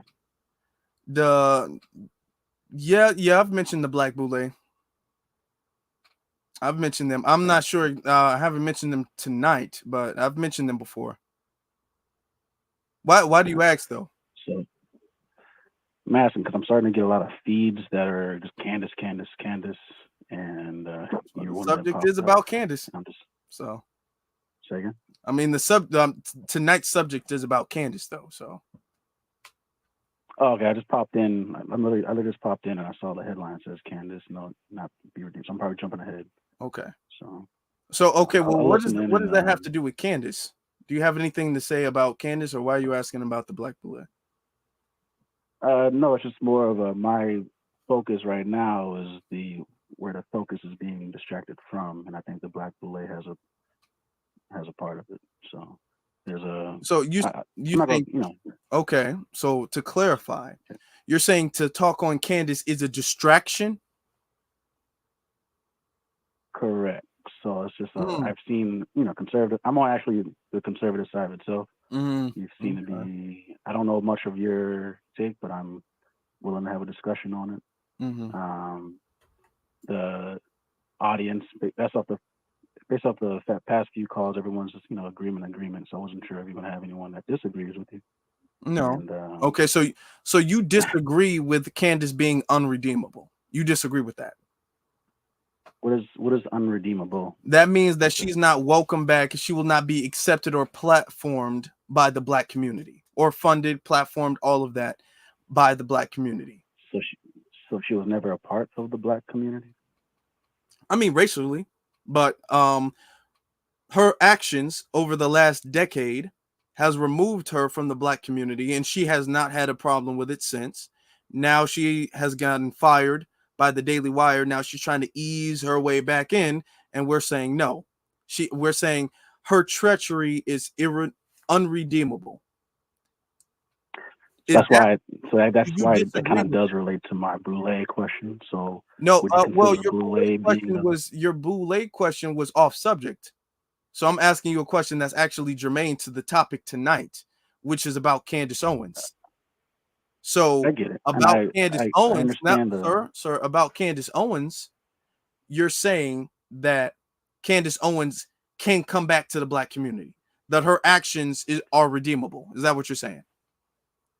I understand your take, and I understand your audience's perspective on it. So I'm just here to just add in a little bit of seasoning to the mix rather than a echo chamber of everyone bashing Candace. So when I said before that the distractions is from something else, I feel like the Black Boulay, the focus on Candace being out of the community, I think that same attention and attitude should be towards the Black Boulay. That's all I'm here to say. Is Candice Owens a problem in the Black community? I think she is less of a problem than a Boulay. No, sir. You have a bad problem when it comes to answering direct questions, because I've asked you a few direct questions and you've deflected. Is Candice Owens, yes or no, is she a problem for the Black community? I'm not asking, is she the biggest problem? Is she a problem? I don't think she's a problem. You don't think she's a problem. So you don't think her justifying the deaths of Ahmaud Arbery, George Floyd, Breonna Taylor, Jordan Neely, saying that Black people are the most murderous group of people in America, and that we kill white people twice as much as white people kill Black people. You don't think that that's a problem for her with her million followers? You don't think that that's a problem? Her words might addressed. So this is the whole appeal to emotion thing. I'm not worried of her words offending anybody. It's not offending anybody, sir, but she's justifying harm being done to the community. Is that not a problem? So it is a problem depending on the context. So if you're only I'm saying the victim, what she is doing, if she is justifying every Black death, why is that not a problem? Because you're saying it's not a problem. Is that a problem or no? It is a problem depending on the context. I can answer your question yes or no. A problem, I can answer. My follow-up is this. My follow-up is this, and then I'm gonna let you talk. I'm not gonna cut you off. My follow-up is this: if that's a problem, and she has been doing this for decades, is it not right for us to address a problem? Because you came in here saying, why are we not talking about a different issue?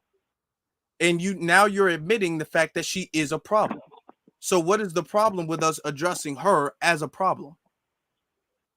It's the amount of the problem, and the difference is the amount of attention.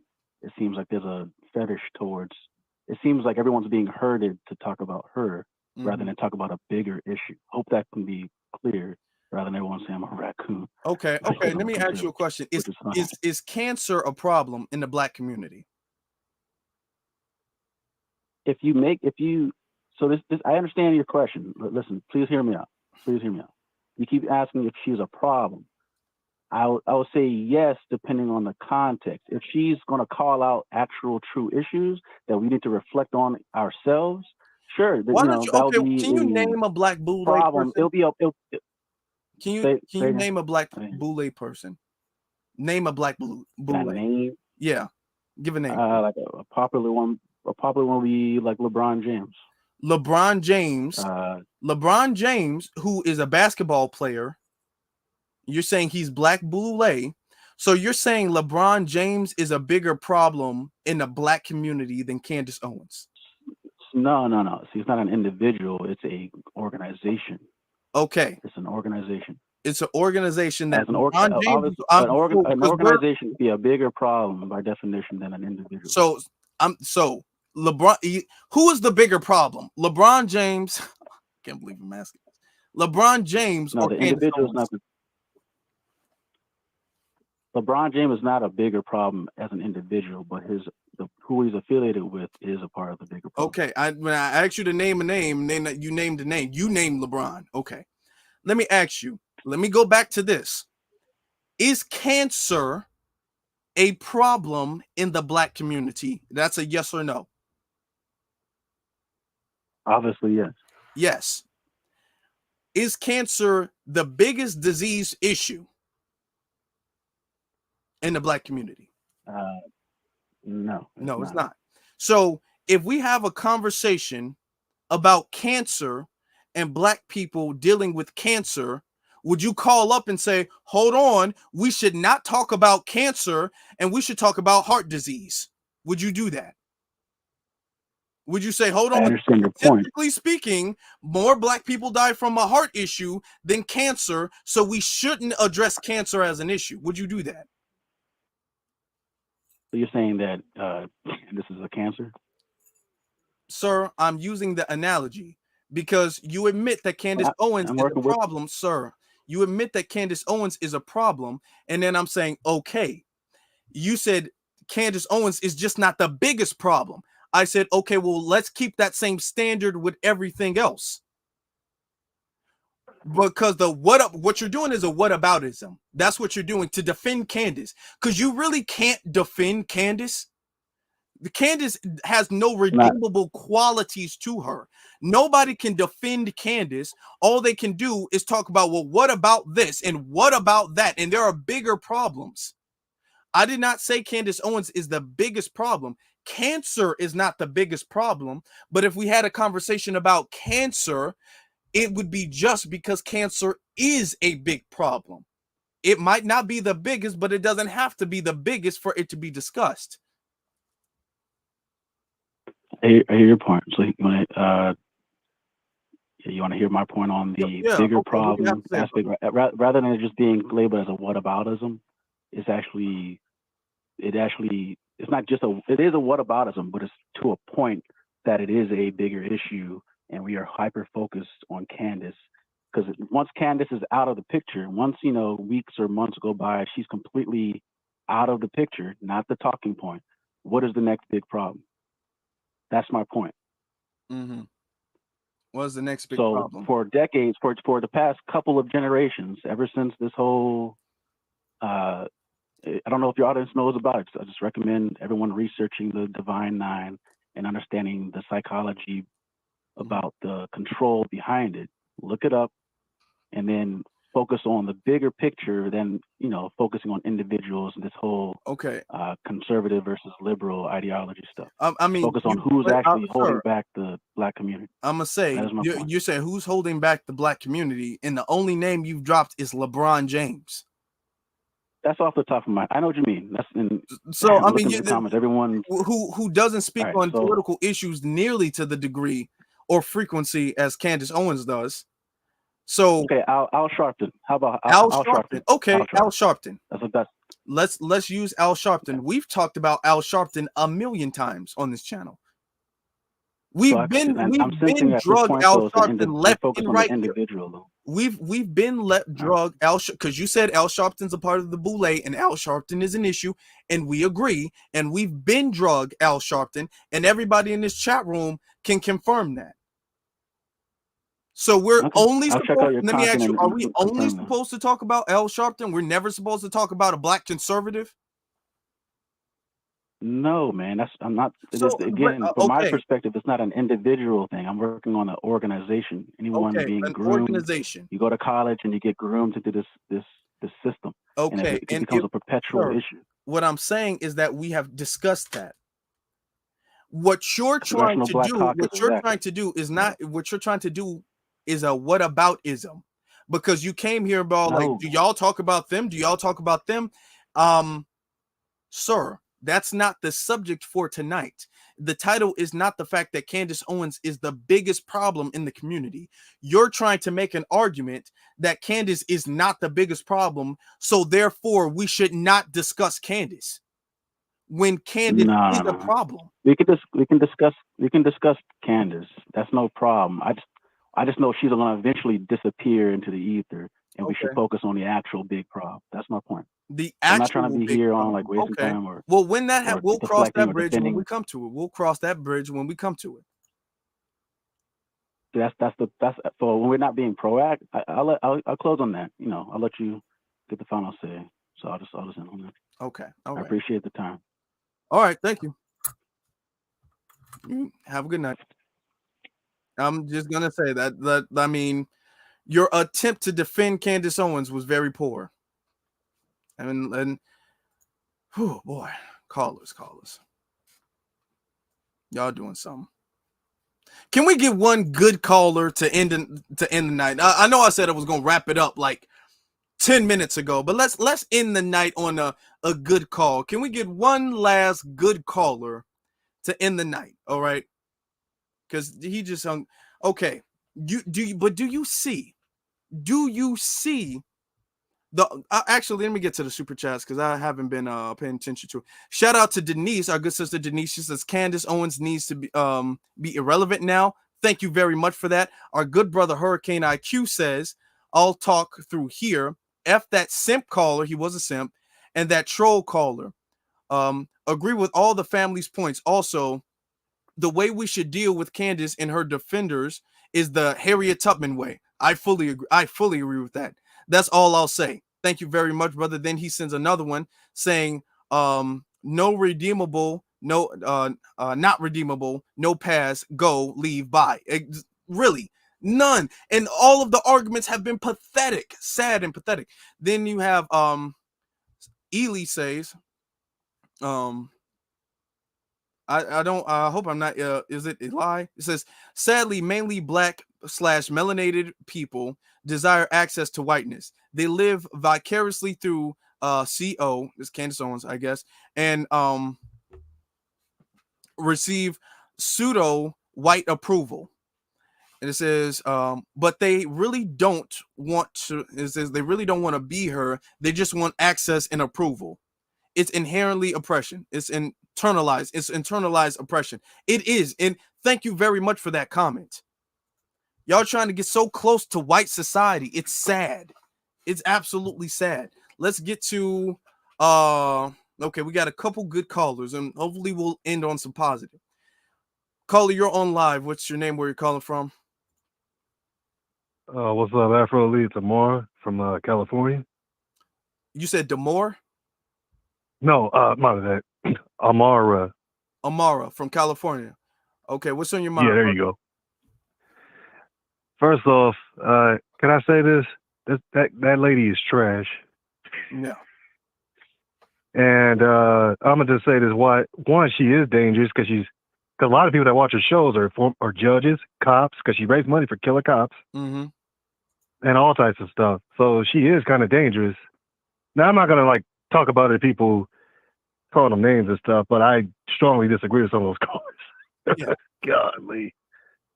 Yeah, but she is, because like with the stuff she said about Breonna Taylor, it's like alone when she said her name was on the warrant when it wasn't on the warrant, saying she was a drug kingpin. She was not a drug kingpin. And there's no evidence. She just lied. Yeah, exactly. And mind you, that was early on. That was before the trial. So her having a platform of millions of followers and then her trying to sway public opinion to support and sympathize with the police, that's a big problem. We can talk about Al Sharpton and Nabule and the Black Congressional Caucus and all of that, which we do all the time. But the thing is that we have to admit that she is an issue. That is a problem. And like I said, because most of the people I follow her, I can just say it right now. I'm pretty confident in saying this. They're racist. Cause look at her buddy Brandon Tatum. He justified Black Wall Street. That's all you need to say. Damn. Golly. Yeah. But I ain't on that, man. Keep doing your thing, man. Thank you, brother. I appreciate you. All right. Thank you. Thank you. All right. We'll get to these last few callers since y'all already called in. Caller from 304, you're on live. What's your name? Where you calling from? One more again. It's Miss Neely. Neely, how you doing? You said you wanted to end on a good note. Here's a good note. Miss Candice Owens will get her retribution. Yes, she will. And she knew her wake-up call was coming. Oh, yeah, and it's richly deserved. Yeah. And thank you very much for that. I'm going to get to this last call. If Candace Owens first off, and Candace Owens was doing wrong and knew she was, because if she wasn't doing wrong, she wouldn't be trying to switch up now. She's trying to switch up now, which means she knew she was doing wrong the whole time. Caller from area code 773, you're on live. What's your name? Where you calling from? Can you hear me? Yeah. This is Hurricane IQ from Chicago. Hey, Hurricane, brother, how you doing? I'm good. How are you? I'm good. Okay, trying to handle. Talk to you, bro. Good to talk to you. Oh man. As I said in my super chat, and sorry if I'm shaking. I'm a little nervous. It's okay. You know. Hey, we got a brother Hurricane in here. Let's put the 100% emojis in the chat room for our good brother Hurricane and our good sister Denise too. It's her birthday coming up. We gotta show the mods some respect.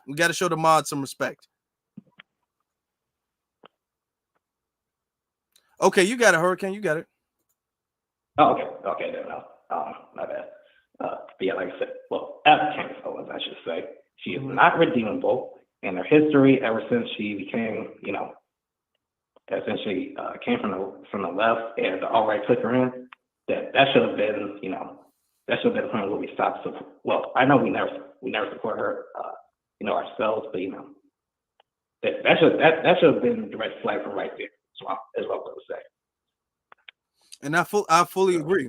I fully agree because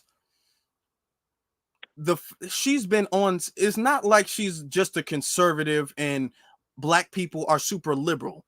Most foundational black Americans don't really have a liberal mindset, to be honest. Even if we vote a certain particular type of way, we mostly have a more what you would call maybe conservative or traditional type of mindset when in comparison. But the thing is she's not a black conservative. She's an alt-right supporter. She's all the way to the very extreme. You got a lot of conservatives that don't go as far as she does. So she's all the way to that extreme, and she's been that way for years. For years, man. Yep. And then the last thing I'll say, in the words of Great Marcel Dixon, reparations, protection, and deportation. B1. B1, brother. That's a good brother, Hurricane. Thank you very much for that. And I guess we'll wrap the callers up now. Let me just wrap these calls up. So, let me see. All right. That's it. We did good. That was a pretty good show so far. Got a lot of good callers. We got a lot of interesting callers too. Show. All right, brothers and sisters, that's what it was. That's what it is. We've been on for over 3 hours. Can't remember the last time we've been on that long. We've been on for over 3 hours. But like I said, Candace is not redeemable. She's not. Everybody who's called in and said, well, okay, well, she does say some things I agree with. Okay, if that's the standard, if she says some things you agree with, then you would have to say Obama has said some things you agree with. So does Obama get a pass? But you don't want to give him a pass. He shouldn't, and that's right. He shouldn't get a pass. Okay. But everybody who says some things that you agree with should get a pass now. So Obama has to get a pass. Roland Martin has to get a pass. Brandon Tatum has to get a pass. You could say Steven Crowder has to get a pass. Ben Shapiro has to get a pass. All of those what's his name? Al Sharpton has to get a pass. They all have to get a pass. All of them has to get a pass for once or twice saying some correct things. All of them have to get a pass now because of that. But you don't want to give all of them a pass. You're trying to grade Candice Owens on a curve. You're trying to grade her on the curve. Why? Because you think she's attractive. And Candice Owens, yeah, some of y'all, I listened to Jason Black's program. Shout out to Jason Black. I've listened to that the other day. Candice Owens, folks was calling in saying stuff like, you know, I would mess with her for one night, or we could get a hotel and like Candice Owens. Y'all bigging Candice Owens up and like Candice is fine. Candice is not no fine head turner. She don't stop traffic. She don't stop. It shows the piss poor options in women that are in your life if you're sitting up there looking at Candice Owens as if she deserves a pass because she's so attractive. That really shows the fact that you don't have any women at all in your life. At all, period. If you're giving Candice, talk about the gutter in the bottom of the barrel. The bottom of the barrel. Are you that desperate? That is desperation. That's desperation. I don't want to hear there are bigger problems. Okay, there are bigger problems. She is a problem. Explain to me why we should not discuss her as a problem because there's bigger problems. You can't. Nobody has made a legitimate defense for her. She's banned from the community. She's not going to be able to come back. She's going to try. She's going to water down her talking points. She's going to start saying more things we agree with. Mark my words. Now she's going to start saying how, immigration, it harms black communities and immigration and black communities. She's going to start talking more about black communities and black businesses and the emasculation of black men. Just watch. You saw it on the Breakfast Club. Just watch. She's because she's trying to pull back from the alt-right, but there's nothing for her to go to. She's just going to go in this empty void of space because no one's coming for her. Everybody knows her reputation, so everybody's going to stay 20 feet away like she's radioactive. Candice Owens is radioactive to everyone except the alt-right, and she's burned that bridge over there. She's damaged goods over there. And she can't stay over there anymore, which is why she's trying to come back to the community.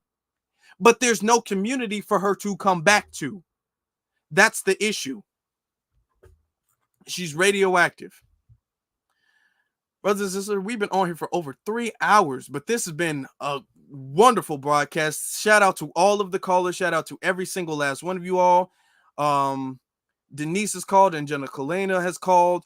Hurricane has called. We had other brothers and sisters that who's called in. I appreciate you all significantly. Thank you so very much. Make sure you all follow me on my various social media platforms, which is Afro Elite on Instagram and then The Afro Elite on Twitter. Okay, and the links to both of those are in the description. Shout out, Derek gave a cash app. Shout out to Derek for the cash app. I appreciate you, brother. And also make sure you guys hit that like button. Hit that like button. Hit that like button. Hit that like button. Hit that subscribe button. And hit that notification bell. Okay, all of that helps the reach and the growth of the platform. Thank you so very much. I know this is the first time a lot of people have started listening. So thank you so very much for that. I appreciate every single last one of you all. Candice Owens is done, and she can't come back. And with that being said, B1 salute to every single last one of you all. You all have a good one.